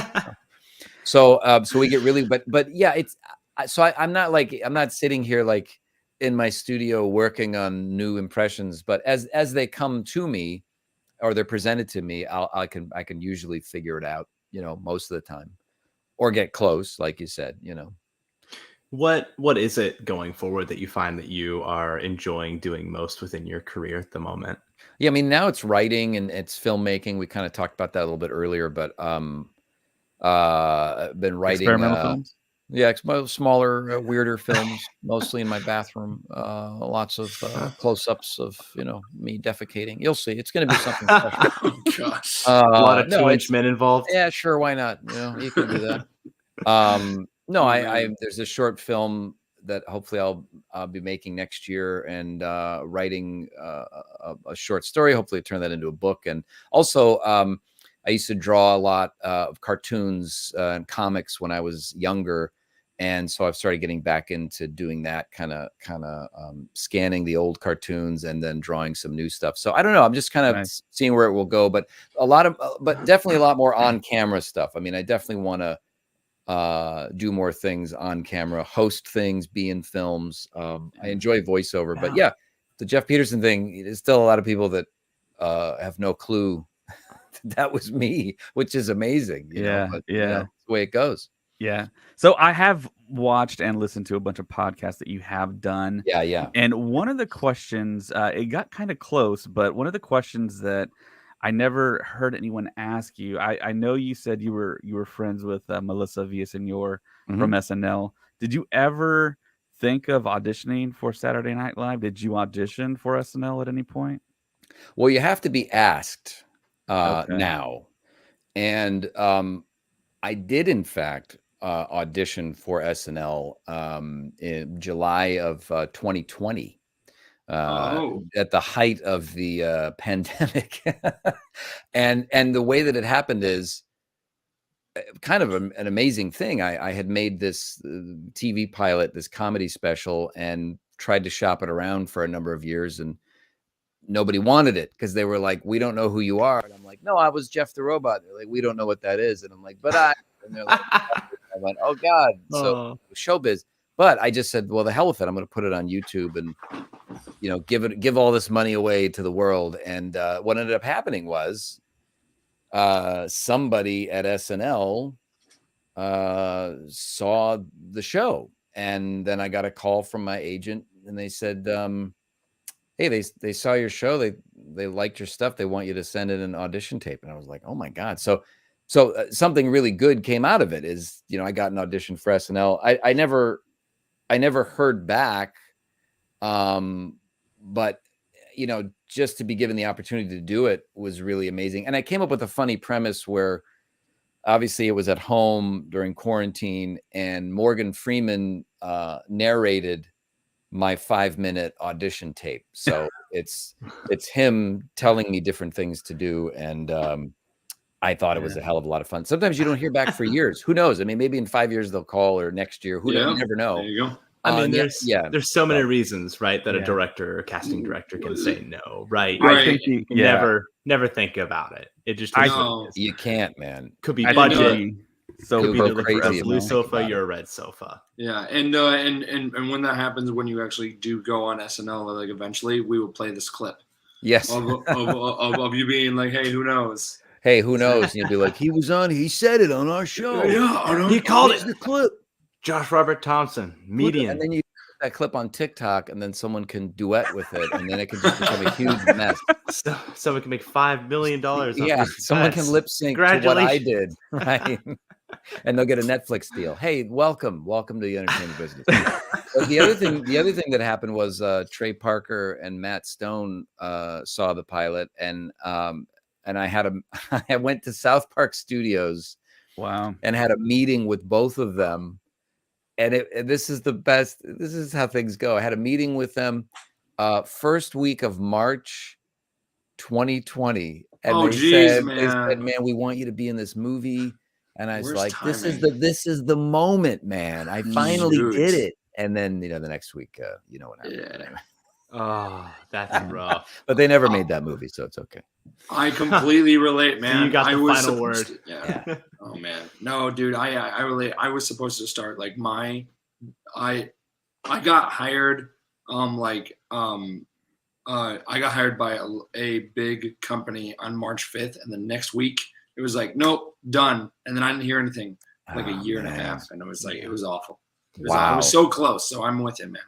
It happened to a lot of people. And I remember the thing I remember just before everything shut down, the very last film I saw was I was in a theater with my girlfriend. There was nobody else there. And I was like, what the hell's going on? And the guy at the concession stand was like, I don't know, this COVID. I go, come on, people are ridiculous. Let's enjoy Call of the Wild starring Harrison Ford. Wait, come back here. It's the whole movie, just Harrison Ford in a beard yelling at a digital dog. It's fantastic. Just wait till Indiana Jones 5. Oh, well, yeah, they're gonna de-age him in that, at least in the flashbacks, I think, from what I saw. Yeah, and apparently there might be time travel too. So cool, man. Yeah. Listen, again, speaking of Uncle George, I mean, I just rewatched Kingdom of the Crystal Skull. My friend Greg, who did my George makeup, he actually worked on that film. He was part of the team that made the skulls. And so I remember getting to see one of those before the movie. He's like, I'm not supposed to have this, man, but take a look. I'm like, wow, what are they, aliens? I can't wait. I'm a sucker for 50s B movies, Cold War stuff, and so I'm with that movie all the way. Again, it's George Lucas. It's the most George Lucas of any of those films. People forget he came up with the story for all of them. People just forget that George was a part of all those movies. And I know Steven Spielberg was like, well, listen, George, I don't think that we should, the alien thing is, look, I don't want to do it, but George wants to do it. So, what can I do? It's a wonderful movie. He wants to put these groundhogs in here with prairie dogs. I said, George, let's have one prairie dog. I think I want to have 5 prairie dogs. I want to have 5 scenes where there's a prairie dog. George, I think, honestly, I love you, George. I think just one prairie dog. No, I think it's got to be 5 prairie dogs. And they should have a wacky scene where Harrison looks at the prairie dog. Again, I just don't think, he's just fought this, Russian. I don't think it's a great idea. I'm drooling on myself, but I'm very upset about this, George. And, and I just love all of it, man. It's so ridiculous. It's crazy that we can get all these guest stars on this one podcast tonight. You have a lot. It's a cavalcade of stars. David's booking. I gotta start doing that Spielberg more. I love doing Spielberg's voice. It's I would such a love weird to one. see at some point, like you and George Lucas, like Yeah. side by side, either talking to someone, Right. and having them try to decipher like who the real George Lucas Right, is. I think that would be really funny. I think that'd be good. This is so weird. It's so weird. Yeah, I'm not directing the next, indie film. I'm very sad. Jamie Costa is a good friend, and he's a great impressionist as well. And we did another one of my favorite things we did for Collider. And these are all, it's all on my YouTube channel. I guess I made a playlist. I don't know. My fans never know how to find anything because the average age of the Late Late Show watchers was like 85 years old. God bless them. I love you guys. But they're like, now, how do I get to where's the... But anyway, I have all the deep fake things there. Josh Robert Thompson YouTube channel. And the video I did with Jamie where he plays Harrison Ford and I'm George Lucas and we're looking at Baby Yoda memes is a highlight of all life. Yeah. He's just stoned and, hi, where are we? We're a galaxy far, far away. That's where we are. Let's get baked. So much fun, man. so much fun. That's fun. You said that's on your YouTube channel? Yeah. I'm gonna go watch that later then. Yeah. If there was one project that has been announced or that hasn't been announced yet, like of Star Wars, what project would you want to be part of? I mean, it would be amazing to be. It'd be amazing to play to do the voice of George Lucas somehow. If there was like like an official documentary about his life or something, if they actually called me in to, narrate certain things, but it would be great to be in. I mean, the Obi-Wan series, it would just to be amazing, just to be like a creature, just to play like a background creature in one of these things. Honestly, just to meet Jon Favreau and Dave Filoni and just kind of, especially Dave Filoni, because like he really gets it. His passionate conversations about the prequels and how much appreciation and love he has for George. He's really the guy that's kind of, made sure that everyone has reverence for what has come before and what George has done. So it'd just be great to meet those guys, honestly. I'll tack on a second question on top of that. That's a great answer. Like being as someone who is as passionate and fervent about Star Wars and actually like incredibly so, like I really appreciate that you have all the knowledge about all the films, prequels, original trilogy, sequels, and even the animated series. I love that you give credit to that. What about the Ewok movies? Like, what's your? I own them both, man. I own them both. And Phil Tippett, Phil Tippett. My girlfriend is she's an animator. She does a lot of stop motion animation. She's a director, and she knows Phil Tippett. She's friends with a lot of people up there. I think we're gonna go meet him or hang out with him very soon, which I am like, wow, that's so awesome. excited about. Congratulations! But I'm saying I mentioned Phil so because cool. Phil's work in those Ewok movies is outstanding. I mean, it's those are great. I think they narrated. There's one that's narrated by I can't remember who it is, but it's like an old. It's an old singer. Maybe I think it's maybe. I want to say it's Burl Ives. It's the guy who did the narration. He played the snowman and that's right. It's Burl. Rudolph the Red-Nosed Reindeer. Yeah, it's Burl Ives. Yes, because he's I did not know that. Somewhere he's like somewhere in the forest moon of Endor. There's a little home, and then it's like it's so sweet. Like you watch this movie, the matte work, the matte paintings. That's the thing about George. George always says like, well, they don't appreciate the movies now, but they will later. And he's always right. 20 years later, what is everyone doing? They're like, please come back, George. Oh my God, the prequels. We get it now. We're sorry. I think that's the thing with George's work is later on, you'll see it and you'll get rid of the cynicism and you'll just remember what it was like to be a kid. And you'll go, oh, right. I see. I get it now. And I think that's the beauty of what he does, I think. He definitely does know how to give you a very strong sense of nostalgia for these. Yeah, movies. for sure. And you can definitely see why they took off as much as they did. Well, yeah, I guess so. What about Red Tails? Okay, George. What about Strange Magic? You ever see Strange Magic? Yeah, I saw Strange Magic. I don't know what's I going actually on. did see that one. No, so it's a good one. Okay, George. So if you were to be if you were to have your pick of roles in Star Wars, what would you want to do and why? Whether that be like some offshoot clone trooper or a Jedi, and I'll even put you one further. What era? Ooh, Wow. that was very specific. Well, yeah, geez, you're really throwing him We off like there. to dig deep here in the Star Wars. Yeah, well, podcast. don't confuse him. He's not the smartest guy. Come on, George. What the hell, man? Wow, George Lucas is on fire tonight. I got things to say. I just really love the in Return of the Jedi that Jabba's palace and seeing it in seeing it in the book of Boba Fett was so cool, and the Rancor was just mind-blowing. All that like King Kong tribute stuff with the Rancor jumping around and hanging off a building. I was like, how is this possible? Oh, yeah. This is amazing. And I kept saying, like, if I was a kid, I'd lose my mind. And then I was like, wait, I'm not a kid and I'm still losing my mind. This is fantastic.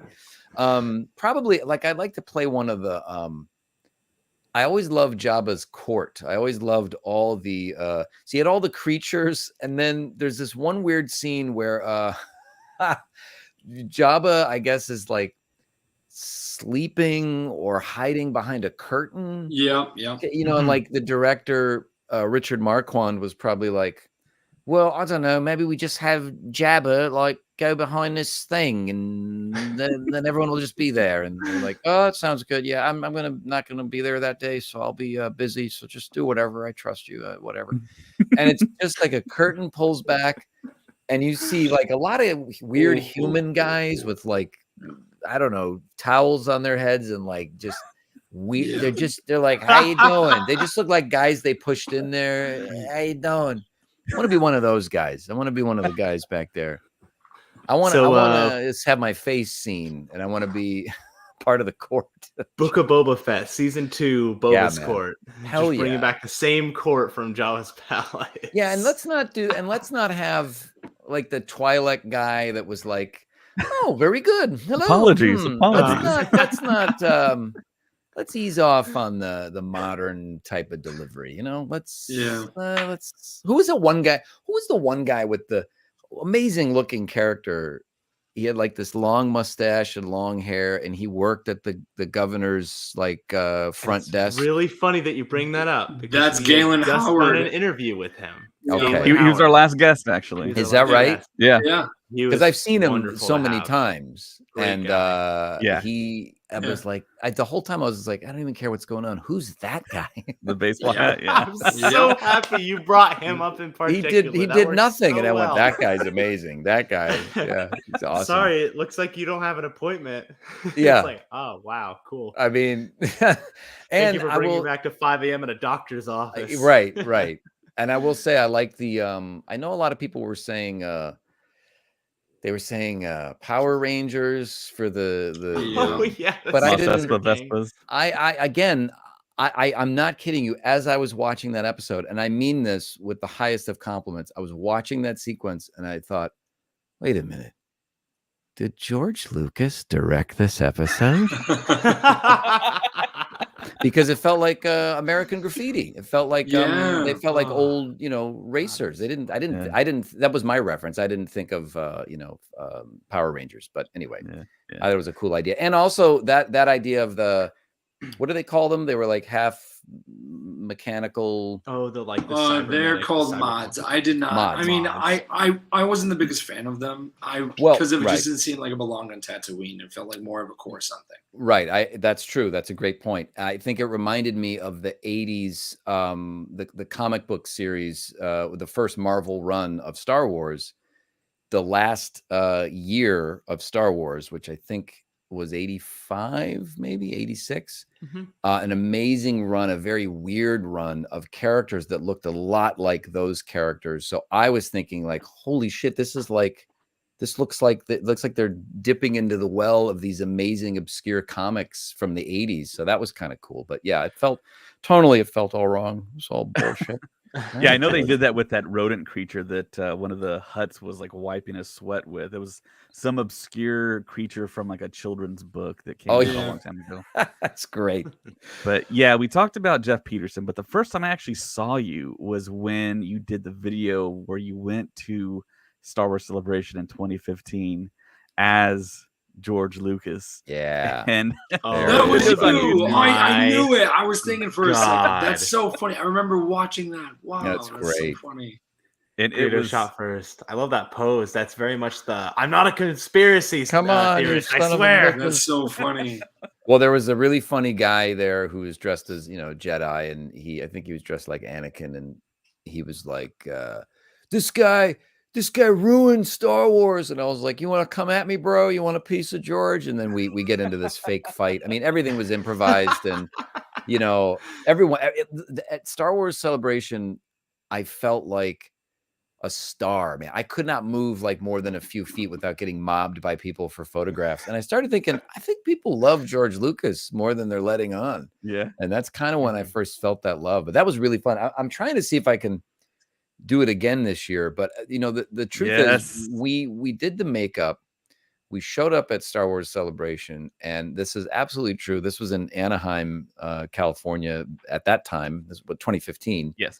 And we had, I had passes for my crew. I had a camera person, the makeup team, and we were just going to go in there and get some shots for about an hour. And we ended up not being able to find parking anywhere. And so we just went in the back entrance, like right behind the convention center, and told security, they had me sit. I said, wait, don't pull in yet. Pull off to the side of the road. I'm going to sit in back. I'm going to put sunglasses on. I'm in full George outfit. It's a 3-hour makeup earlier that morning in the hotel. I said, look, we're going to pull in and just tell him that you're running late and you got to get George Lucas in there. And they told the guy, and the guy said, sure, go ahead. So we just parked right behind the convention center, walked right in, and I was George Lucas for the day. Absolutely true. So much fun, man. Wow. Yeah, I was there in 2015 as well. I didn't see you in person, but I did see the videos afterwards, of course. That year security was ultra lax. I myself just basically walked in without anyone checking my credentials. Yeah.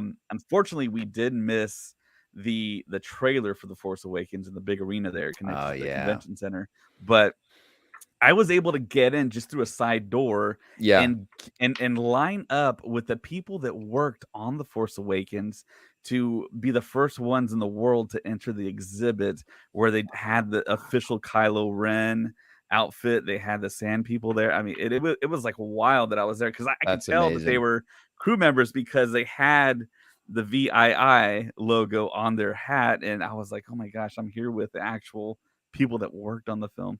But of course, now 2017, back in Orlando, where the genesis of our podcast started, security was intense, man. You couldn't move anywhere, go anywhere without getting metal detected or getting your weapons checked. And they don't play anymore. I tried that. We went to Comic-Con maybe a year later, and I was like, let's do it again, but let's go to Comic-Con. Let's do the big one. And that maybe it was the same year. Maybe it was the same year, because Force Awakens, they had the Hall H, they had the whole presentation, and everybody was there. And so all these people are camped out for several days under these tents waiting to get into Hall H. So I thought, what if I, as George Lucas, stand in front of those tents as they're filing into Hall H, begging them to just be kind enough to give the creator of Star Wars a wristband so I could go in, because I wanted to ask JJ a question. I wanted to go up and be like, can you give me back my movies? What the hell have you done with my movies?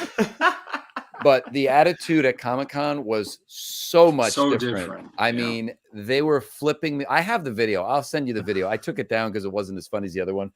But they were so mad at me. These people were like, go to hell. You ruined Star Wars.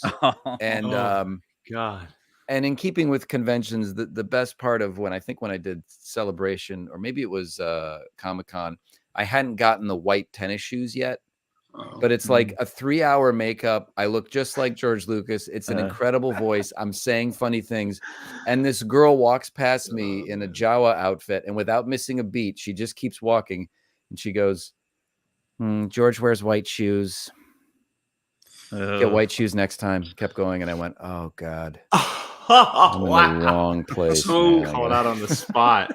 Star Wars fans are so particular, and I'm surprised that you didn't get that, like, of the reaction that you got in line for San Diego Comic-Con. I'm surprised that you didn't get that at Star Wars Celebration. Yeah, that is weird. Yeah.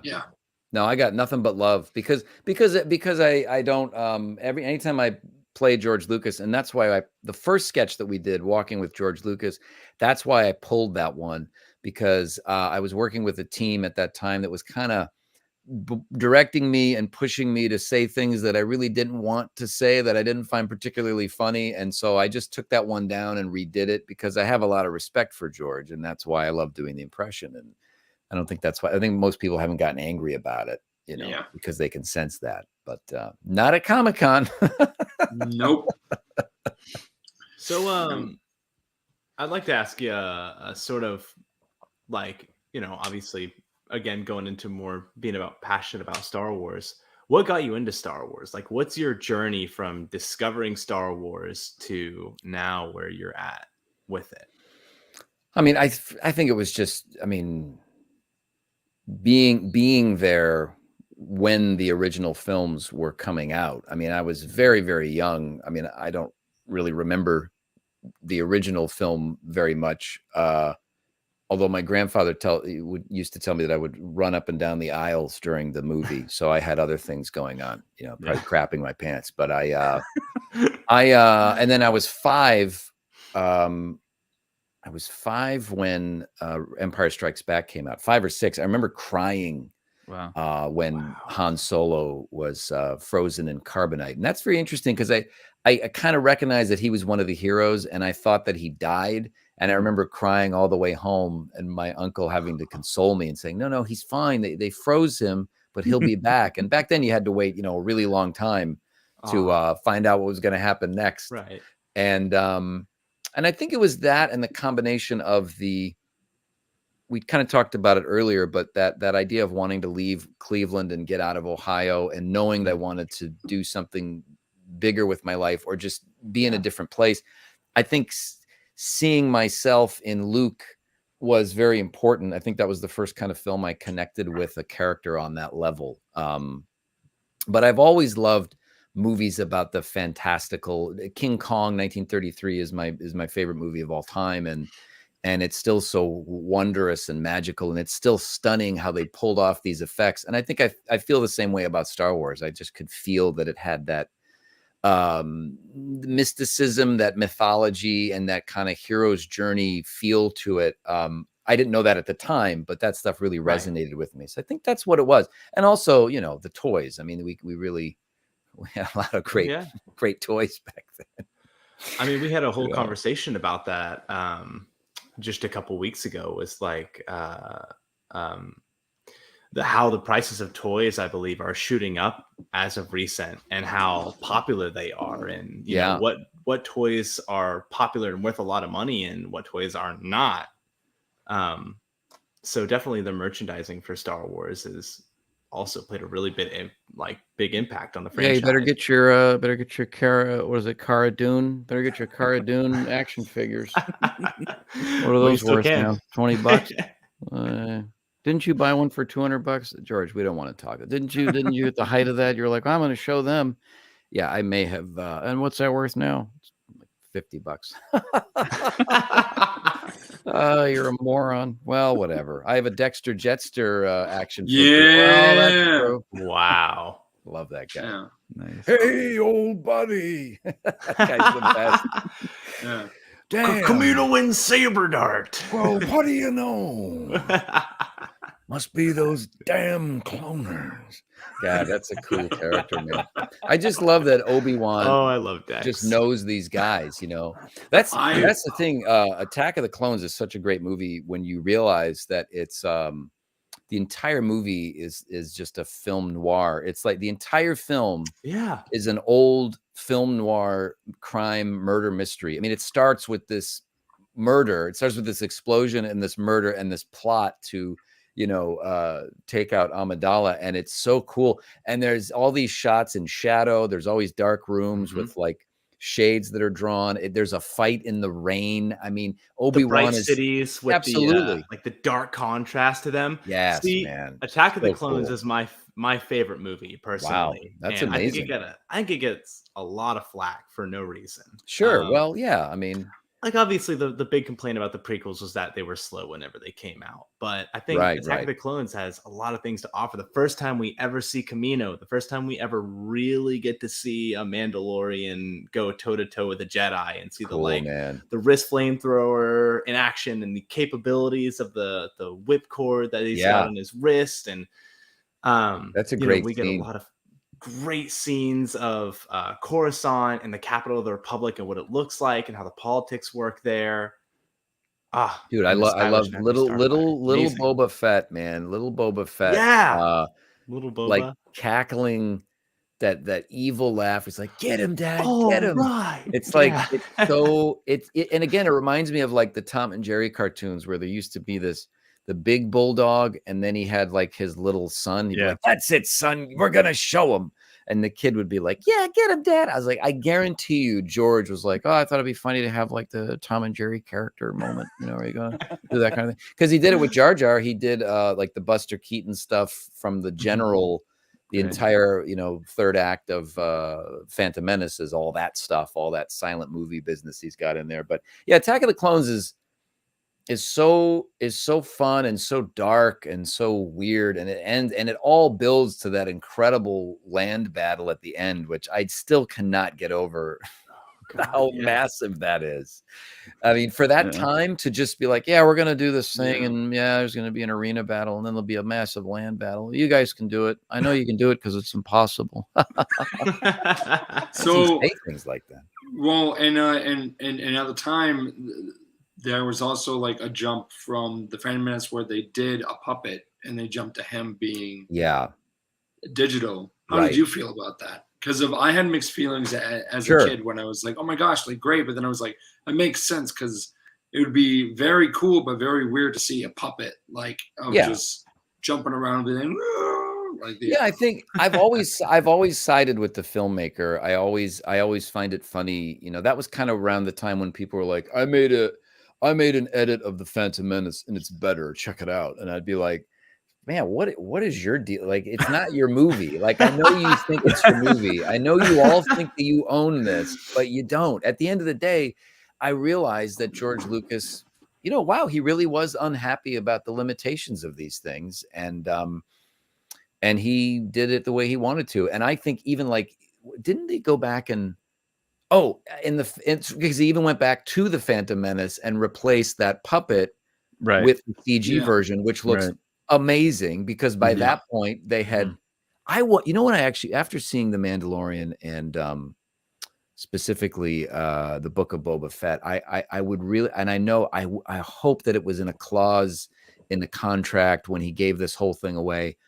I would like for George to go back and do one more pass on these films using the technology now, just to tweak a few things. It would look so good. Cool. It would look so good. That would be really cool. I would even say, like, how neat would it be for them to sort of I may be a little too far. It may be a little bit of a hot take, but for them to like completely re-release these films with like modern technology. Yeah, that's what I'm exactly. Like the deep fake and that would be so special. Yeah, I mean, I think George would be into it. Yeah, sure, I'd love to. The Ewoks, they can blink. They can blink, and now I can make their tongues stick out. Maybe their ears. Modern sound design too. Sound design has gotten so much better. I mean, so I have thankfully. Very fortunate to have the Dolby Atmos set up at home. Yeah. And Disney Plus, although the streaming, I'll get into that another time. A lot of these streaming platforms sound like crap. I mean, I'm a big audiophile, and HBO is like the worst. I'm just like, really? I can't hear what anybody's saying. But Disney Plus, the Dolby Atmos version of the Phantom Menace is It's unbelievable, man. That pod race scene, wow. Still holds up. Wow. Yeah, But yeah, I would like to see that. I'd like to see George go back and just update the stuff he already changed. Just go back in now with just go back in and do it real quick. I know it's a lot of work. I'm just saying, you know what I'm saying. It'd be cool. Like, and I don't you have know to what? That'd be a great way to bring a lot of people onto Disney Plus. Yeah. Like, bring a lot of people onto the platform or keep a lot of people using it. Yeah, 50th anniversary is coming up. Oh my God, that's right. All right, well, I'll get busy. So honestly, I think something that would bring a lot of people in is like during the actual scene where Luke goes out and sees the sunsets. If they have some prairie dogs just kind of come out. Oh yeah, perfect right there, man. Yeah. Actually, that's you must have seen the memo about that because that is what we've been working on. The whole idea is that we're going to have prairie dogs pretty much in every scene. Cloud City, kind of a fun sequence. What you don't realize is they have flying prairie dogs that occasionally you'll see them outside just whipping by one of the windows, and they fly now. They fly and they kind of go, they do some kind of wacky noise and they fly now. Yeah, sure. They fly now. Well, it's Star Wars. They fly now. Yeah, that's what a great line from a minute. Wait, I'm sorry. Did I hallucinate this? Oh my God, this did happen. There was a giant snake in yes. What? Yeah. What was that all about?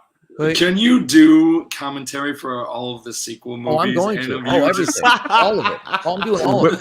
Where do we have to go to pay for that to get that? Yeah. Do you have like a Patreon or you guys can help me? me? Maybe you can help me because I'm getting back into all this stuff again, and I'm trying to figure out what the best way is to do it. Patreon, I don't want to be beholden to a bunch of people that are going to be like, hey, it's 4:00. Where's that new episode? But I don't know. Honestly, I don't think it's really like that with Patreon. Okay. With our patrons that we have, they're not really. They're more into like donating because they want to support the show, not so much they're expecting content at this time, this day. So if you set up a Patreon, you would do great. Just at least one thing like every 2 weeks or a month.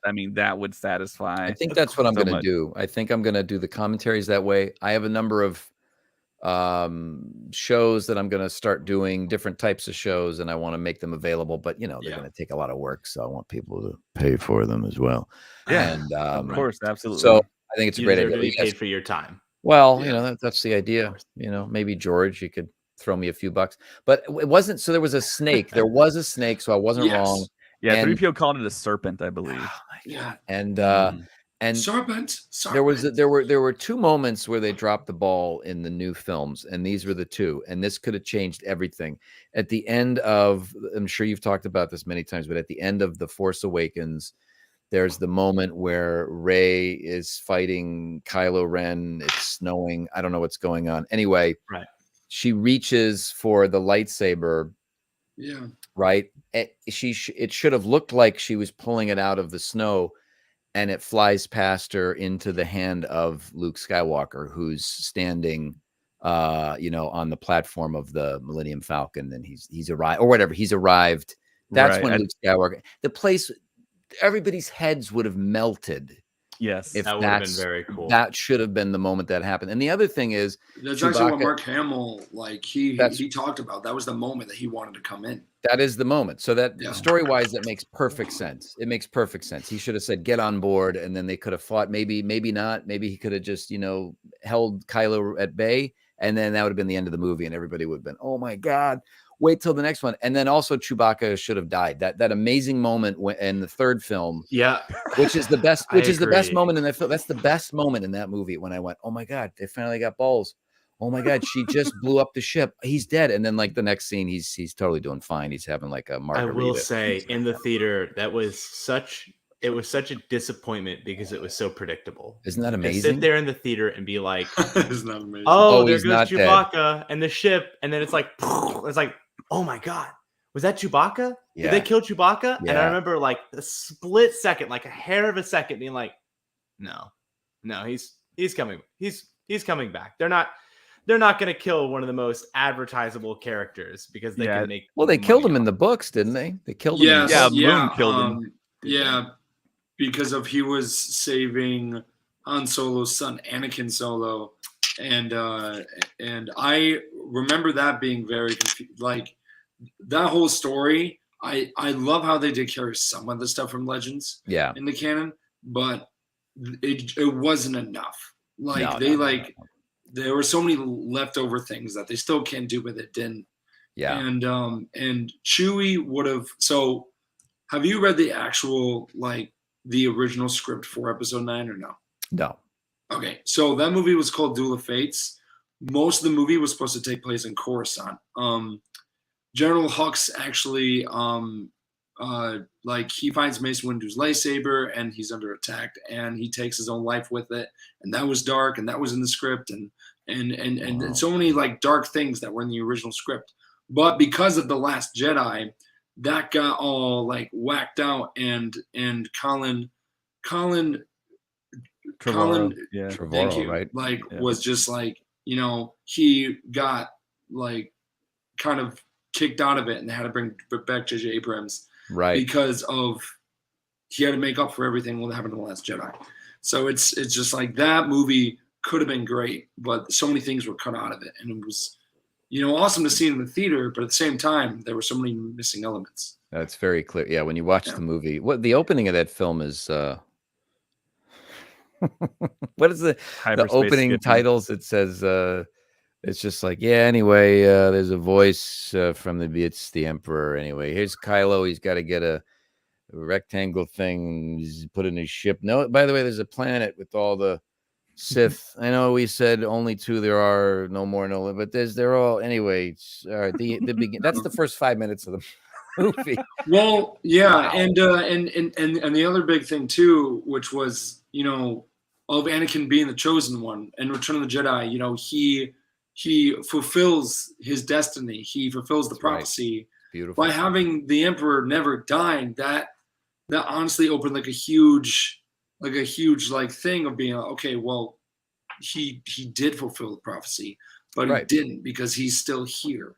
And and yes, they did that in Legends, but it was more practical than just them not even explaining in the movie of how he came back. It was just hey, I'm here, and then you have to read a comic, an actual comic that's canon, saying, hey, he's made so many clones, and we've got all these ships on Exegol, but don't worry, we won't say anything. And Vader knew the entire time too, and he didn't think to tell Luke about oh, hey, I love you, son. Just let you know, there's a planet in the unknown regions with thousands of ships that can blow up planets. I love you, and then but and it's called what again? It's called Exegol.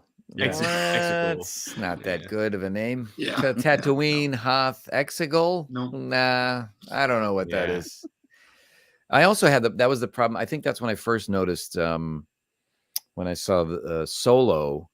When one of the I don't remember much of that film, but and it was fine. Solo actually feels like it would be something that would have been made for Disney Plus. It feels like something I would have just watched, on Disney Plus. You'd be like, oh, that was nice, that was fun.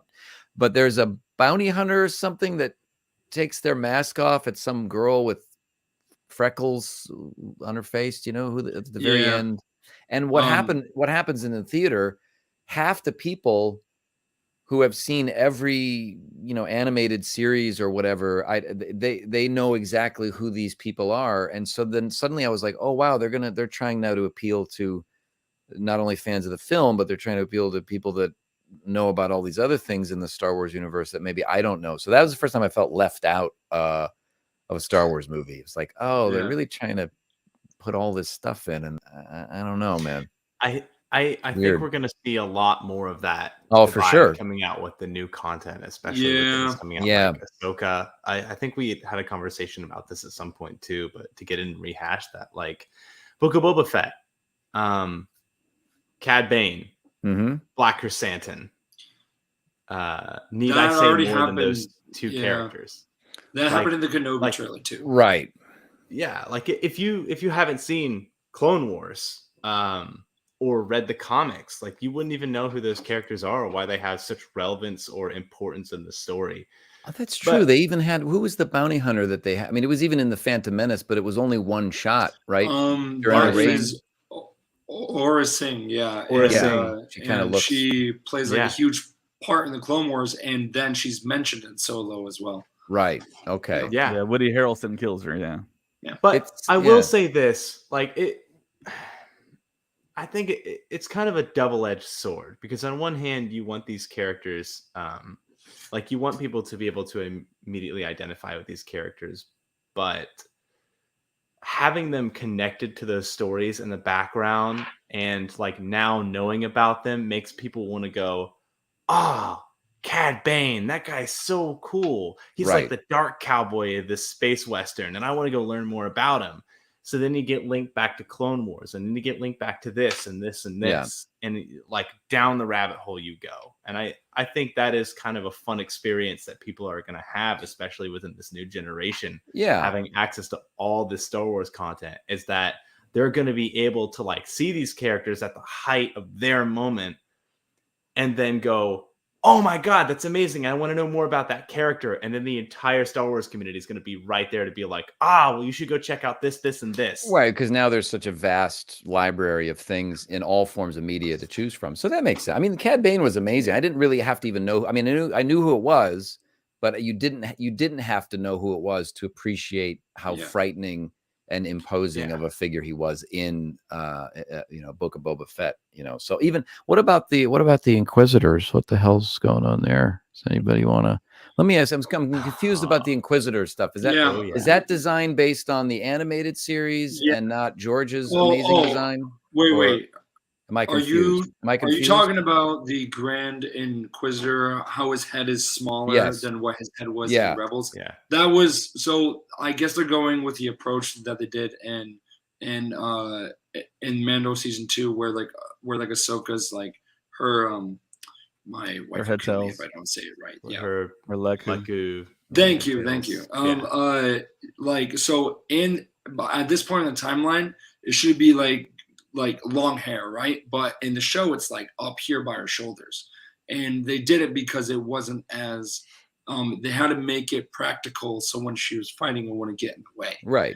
And if you have a large head when you're fighting, most likely he's going to do some weird lightsaber helicopter thing where he's flying in. He's doing like these crazy flips. It's going to be hard of doing that if like his head is like, like wobbling around. Yeah. It's not attached right, and it just seems impractical. So I get it from a film like standpoint, but from But a design. I mean, those designs in was it Revenge of the Sith? Yep. Man, that's such a weird scene. That's an amazing scene. So uncomfortable and weird. You're like, what is happening? It feels like a hostage negotiation. It does, man. I've run it down too. It is a very odd scene, but I think it kind of does. It does when add he steps to, like, forward. the He fear steps of forward slightly. He steps Yeah. forward, and he's like sneering while he's talking, and I'm like, man, this is a George Lucas movie if I ever saw one. Well, wait do you see this? Here's like a bird lizard or something. Check this shit out. Holy crap, George! What? That thing is great. And the sound design on those things are great too. I know my heart breaks every time John Williams' music swells when doesn't that thing get shot by one of the and it starts plummeting, and then the music's it's like that heart, guy. It's just like, listen, we know Obi-Wan's in the next movie, so it's fine, but come on, man, look about the lizard. Where's the lizard? Maybe they'll bring that back. I don't know. I've been talking to Jon Favreau trying to convince him. Yeah, get it, bring it back. Bring back it's a cyborg. Sebulba, one of those guys, one of those creatures. It was fun. Remember in the diner, I had one of them walk out on like 4 legs or something. Really terrible animation, but whatever. They actually are. They are still doing stuff with Trandoshans. I know at Galaxy's Edge, there's a character that is a Trandoshan. It's called. He runs a shop called the Toydarian Toy Maker. I wonder. You're confusing because Sebulba was. You said Sebulba. I'm so sorry. I nerded out. I'm sorry, we're on the Star Wars stuff podcast. Listen, my bad. Get it right, okay? Jeez, I created all of it. Their species is Doug. I didn't create. Yeah, it's a Doug. That's right. Especially dangerous Doug called Sebulba. Just say that again. Just say the line. All right. All right. We got to roll. Come on, Jake. Get it together. Son of a Jesus. I'm sorry. I'm tired. I want to go to lunch. Just say an especially dangerous. It's not that hard. No, not especially. You know what? I'll just fix it later. He's a good kid. We'll fix it in post. He's a jerk. He's a jerk. Poor kid. Yeah. Oh, But yeah, no, I like and dislike how there are things that are in the comics and that get written over when they are in the shows and stuff, because in the Bad Batch, the whole thing with Kanan from Rebels, his like story is completely different now. Like his origin story is completely different because of that 10-minute opening of Kanan surviving Order 66, and it involves the Bad Batch. When in the comics, it was different clones and stuff. You would figure that they'd at least have a team of people like archivists that would be in charge of that. That would like immediately come out of the shadows and be like, no, wait. Before we put this on camera, that is surprising. Like, be there with the storyboard artist. That would be like, hold on, wait, we must consult the archives.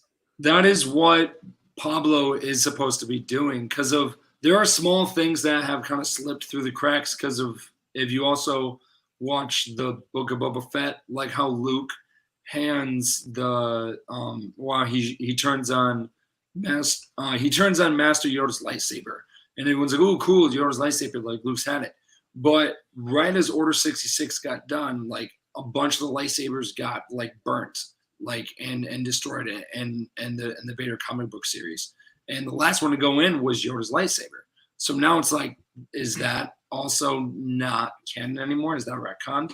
Right. So I'm curious of what their procedure is like in the future, because it's starting to slowly get out of hand. I apologize for my I just want to know if Jimmy Smits is going to come back in his he had like a 57 Chevy, hot rod. I always like that scene where Yoda jumps into his car and he's like, let's get out of here. Jimmy Smits is hey, they put Jimmy Smits in Rogue One. That was exciting. I saw him in there. I went, hey, there he is. There's Jimmy. It's good to see him working still. But I want to know where that car is. I want to know what Dexter Jester's up to. Come on, follow up on these people. I would love to see a series about Dex. Just give Dex a whole show. Yeah, make it like a sitcom. Show? Make it like a sitcom. Dex's Diner, and then like just people come in and hey, come over here. Style like WandaVision or something. You get these popular characters that are coming in. Pretty great, man. To Dex's Diner, like over the years, like really famous bounty hunters, and Dex doesn't even know who they are. They're just like, So it's funny that you say that, because of there was a show that was written by Seth Green that where they made a bunch of episodes, but it never aired, and that's exactly what it was. Star Wars Detours. Oh, Detours, yeah. Detours. Okay, yeah, I've heard of that. And that didn't air because of that was right during the deal when Lucasfilm was being bought by Disney. Yeah, Disney was like, we have to go to a different. I sold it all. I liked how messy everything was with George Lucas. I liked how nothing really added up. It was like, well, because when I was in high school, it started with there was Heir to the Empire. Obviously, when I was in high school, that was like, oh my God, this is like the first biggest thing ever. And then Dark Horse Comics. One of my favorites was Dark Empire? The early comic series where Luke turns to the dark side and the Emperor is still alive, so there's a lot of that clone bullshit in there. I remember that stuff, so there's a lot of that crap out there, but it was all messy. I don't know. And then they said, keep writing books, and they had, Han Solo had like 7 kids by the end of that run, and I don't care. He was but at the same time, you also approved it, George. Listen, people just come to me and they go, "What do you think of this?" I say, yeah, it's fine. I don't know how much am I going to make from it? Whatever, who cares? Captain EO, sure, I don't care. Star Tours, revamp it. Nobody cares. I remember pre-Disney Star Wars, and I remember very distinctly pulling up like Wikipedia or like the Wikipedia on Star Wars stuff, and then being like, man, how much of this is canon? And how much of this is not canon? Yeah. I remember being so confused looking at Star Wars information, because it would be like the list of canon characters and then people's OCs. right? Like original characters. Well, I don't think really they took weird it as for me. seriously. I like that George was like, look, there's the movies, and then all this other stuff. Just people come up with things, and it's fun, whatever. Yeah. But there was so much of it, man. Tales of the Jedi. I think I had that series, the Holocron, and all that weird stuff got really strange, man. But it was fun to have all those different stories, but it did start getting very convoluted. So in some ways, it's nice that there's a little bit more cohesion with everything. So maybe it's not so bad. It's kind of nice to have like a clear cut canon to be like, this is what's definitely real. And I feel like that also supports the idea that like Disney's like, okay, there's a clear cut canon. Now we have a reason to keep working on this. Yeah.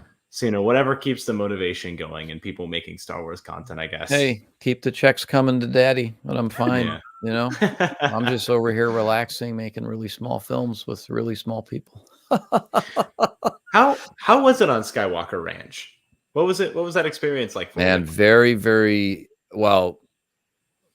I mean, look, I was beside myself with excitement to be not only just be there working on my own film, but to just walk the grounds. I mean, it was so tranquil, and to see the actual Skywalker Ranch and where George's office was, and all of the George has purchased a lot of original Norman Rockwell paintings. So all of these original Norman Rockwell paintings are hanging up all over the building.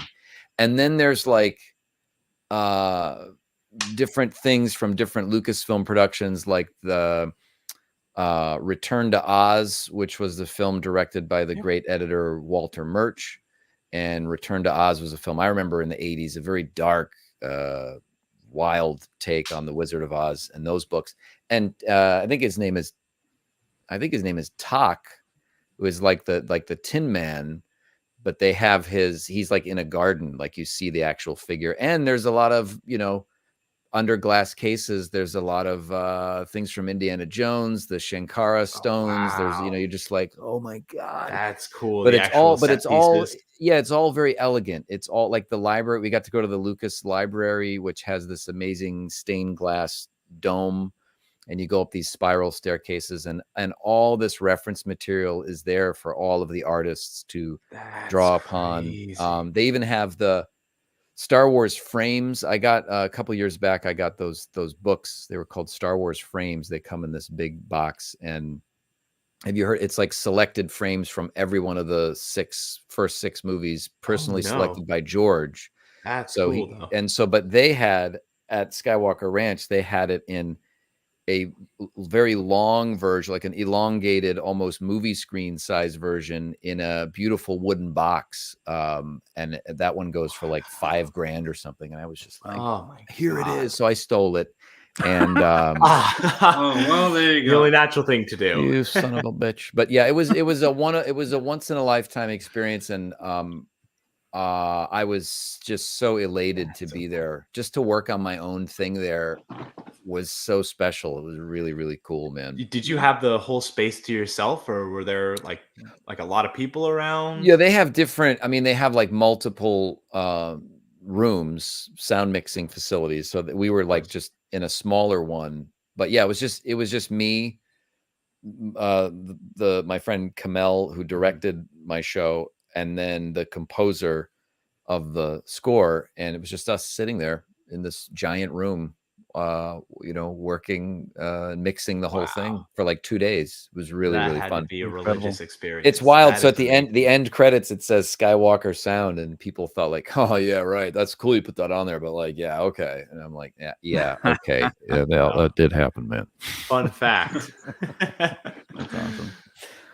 Well, Josh, thank you very much for coming on the podcast. I mean, like I said at the very beginning, I think you're awesome. You're probably one of the funniest people on the planet. And, oh God, yeah. And to be as big a Star Wars fan as you are, to actually be a hardcore Star Wars fan, is just incredible. Well, how could I not? How could I not come on the show? I had to prove to the world that I know what I'm talking about. Yeah. so much Jar Jar Binks material in here that I meant to bring it out, but I have to keep it safe. But I will only trust you if you have at least one thing of Jar Jar Binks merchandise, and as soon as you pop it on that screen, that was the first thing I saw. And I was I trust this man. I knew that would sell it. Yeah. No, I got the 12-inch. I got the 12-inch, the bendable Jar Jar. He's up on this bookshelf here. I got a Jar Jar keychain. I found once at a thrift store a weird handmade picture frame that is 2 like baby Gungans sitting in a meadow, and then the frame is like a pink picture frame. So I put George's picture in there. It's one of the greatest things I've ever owned. Where the heck did you find that? Found it at some thrift store in Pomona, California. Who made this? Wow. Find them. Even the Frisbee KFC, I think, had a Jar Jar Binks Frisbee that I think was doubled as the lid for the bucket of chicken. And so I still have that. And one of the great gifts of all time I've received over the years was a giant Jar Jar Binks alarm clock, which is a Jar Jar Binks doll. But when you press his hand, he says, the time is 11:35 p.m. Time to get up. Okie day. And you go, okay, Jar Jar. Okie day, buddy. That's the voice you definitely want to hear first thing in the morning when you're waking up every morning. Misa getting tired. I actually got a funny Jar Jar Binks story. I was a backup dancer for Weird Al for one of his concerts, and because I'm a member of the 501st, and after the concert got done, we had the chance to actually meet with him and talk with him and stuff, and his stage manager was like, if you have something to sign, have a sign. And I just happened to have this pin that has Jar Jar Binks on it, and I walked up to him and I was like, hey, do you mind signing this? And he's like, he won't sign that. I was like, come on, man, it's like I was like, dude, it's Jar Jar Binks, you have a whole song. And he's like, okay. And he hands it to him and he sees it and he's like, no. And he chucks it across the room. And we're just like, oh no. And I'm like, dude, come on, man. Why not? And he's like, I will never sign anything that has Jar Jar Binks in it. I'm like, name one thing wrong with him. And then he's like, well, I really can't. But it's just I was like, dude, just sign it. And he's like, come on, man. Yeah. Principle. And then he's like, all right, if I sign it, I don't want you to see it. I don't want to see it on social media. I don't want to see anything because that's the only thing there it is. I have. And on our Star Wars if you show it, everyone is gonna want me to sign Jar Jar Binks merchandise. You've done it. Well, you've just shown it. You've just done it. Sorry, guys, we can't put this up on Spotify because we got sued by Weird Al Yankovic. Yeah, of all people to get this out of my sight. Yeah, but yeah, no, that that character is just it's incredible that it really started off as the motion capture and everything. It's just incredible. And it's pure innocence too. It's the pure innocence. I mean, it's so clumsy and weird and uncomfortable sometimes, but there's, that's just, I don't know, man, that Phantom Menace is very colorful and bright. The color scheme of that movie, the color palette, it's all about childhood. It's all about innocence. And Jar Jar is just this, look, he's the court jester character, he's evil. Ultimately, he's a Sith Lord, as I said earlier. Yeah. I feel like we're getting some hot takes there, but George, I'm not sure if you remember the line that you actually did in the commentary for the Phantom Menace, where you said, Jar Jar is the key to everything. He's the key to all of this. He's the key to everything. Yeah. He's the key to the whole thing. Without him, there's nothing. I said it to all my effects people. I walked in. And these guys had, pages of storyboards or whatever. I don't do any of this shit. I just go home and I nap and then I come back. And I said, so I took my highlighters. You probably remember this. I had a pink highlighter for real. This is what's real set. And then I had a yellow highlighter for not so real. And so I started going real, not so real. And then I screwed up and I went, damn it. And I was like, well, you guys will fix it. I said, and then I said, the dumbest thing I ever said, I said, I know you guys can do it. And I know you guys can do this because it's impossible. That's how I know you can do it. That's the best. And just watching John Knoll's face. That was when John was like 20 years old or something. I think he was 16 years old. Now he's like 80. And he just was like, oh God, my whole life is done. And after he got out of those films, John Knoll had a full gray beard, I think, after we finished those movies. He was an old man.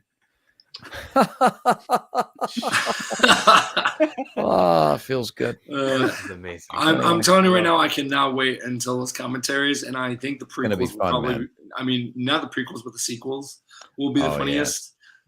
Because of your knowledge is like kind of like thin on that, so I can just see you just like kind of guessing what things are. I don't know what this is. Man, it's gonna be funny. What the hell is this? This little pyramid thing. I would really like to see some like deep cuts of you like saying something and then like editing in. Oh, hey, by the way, so I looked this up, and apparently there's like a plot. There's like a loophole here or like a plot hole here that was answered. In the original trilogy of the Clone Wars. Oh, I didn't know that. Oh, what is this? A flux capacitor? What is this he's putting in his ship? Was this? Did he get this from? Where did he get this from? He killed that guy with the hat. The little guy with the hat. He stabbed him, I guess. That was a quick turnaround. Now he's on there's the Emperor. Wait a minute. What the hell? This is bullshit. I can't wait for Rise of Skywalker. It's like, we're in the jungle. God. We're here. Oh, we changed scenes again. Oh, wait a second. Wait, where are they? Wait, how did they do that? So, all right, George, one last question. Sure, sure. Why did you invent midichlorians when the Force was already there, right? Why did you have to add to it? Oh, yeah, that's a good question. Well, I was just talking with Dustin Hoffman about this, and we were talking about, the microbial world of the Force. And, as you get older, you need help with your digestion. And so you start taking probiotics. And we started talking about probiotics. And so, wait a second. These are living things. These are things that are in your body, and they're helping you sort of, clean your body out. And I said, well, we are probably the probiotics to some larger force. I said, well, that's it. The midichlorians. So the midichlorians are essentially probiotics of the Force of the Star Wars universe. And we work together with the midichlorians to do all kinds of fun things. They help us. We can levitate. We can go to the bathroom. Sure. Yeah. So how come we never heard about it again? Well, that's because this is true. The original idea for the new series of films, which if they'd let me do them, was about the microbial world of the Force. And if you ever seen the movie Inner Space, there's a movie called Inner Space. In our version, in my film, what happens is a Sith Lord is shrunken down to microbial size. He's microscopic. And he is accidentally injected into the butt cheeks of a Jedi Master. And so they have to work together, the Jedi and the Sith, to help this Sith sort of navigate through the body. Yes. And that's Microbial Jedi. Exactly. So that's all three films. Those are all three films. It's going to be fantastic. Then I think he just takes a huge dump and the guy escapes or whatever. But the whole idea is these films they're bigger and smaller at the same time. They're little and they're big, but not both. So there you go. Well, George, poetry. Well, George and Josh, thank you so much for taking the time out of your busy schedule for coming on. Is there something like new that you're working on that you would like to plug? Yeah, where can the people find you? Your channels. What are you working on these days? Dude. Well, I'm doing the Kelly Clarkson show quite a bit, so you can hear me as the voice of God on the Kelly Clarkson show. So I've been doing that for a couple of years now, which is a lot of fun. And I'm in a new animated series, very smart, very sharp, very funny show called Inside Job, which the first half of season 1 right now is on Netflix, and it's a really, really good show. It's from the people that made Gravity Falls, and Same. You're on that. Super enjoyable. So I do a bunch of characters on that, and had a lot of fun working with them. So those are the two big ones. And also, if you want, you could find that. I think just the deep fake stuff. Find the interview that I did with Jeff Richards. It's the Jeff Richards Show. It's a very funny show. He's a very, very funny man. He's a genius. He's one of the best impressionists in the world. But it's my conversation where I play George Lucas, and he's Dustin Hoffman. So and go to I have a TikTok now. I'm 47 years old. I got a TikTok. It's gonna really blow up. It's Josh R. Thompson. Find me on TikTok, kids. I'll be lip syncing and taking my top off or whatever people do on that. Seems just those two things. It seems for right now. It's all I've seen on TikTok. It's good stuff. Robert Thompson thirst trap. There you go. Live on TikTok. You'll never see it coming. That's right. Oh, maybe I'll take my top off on. No, George. Cool. No.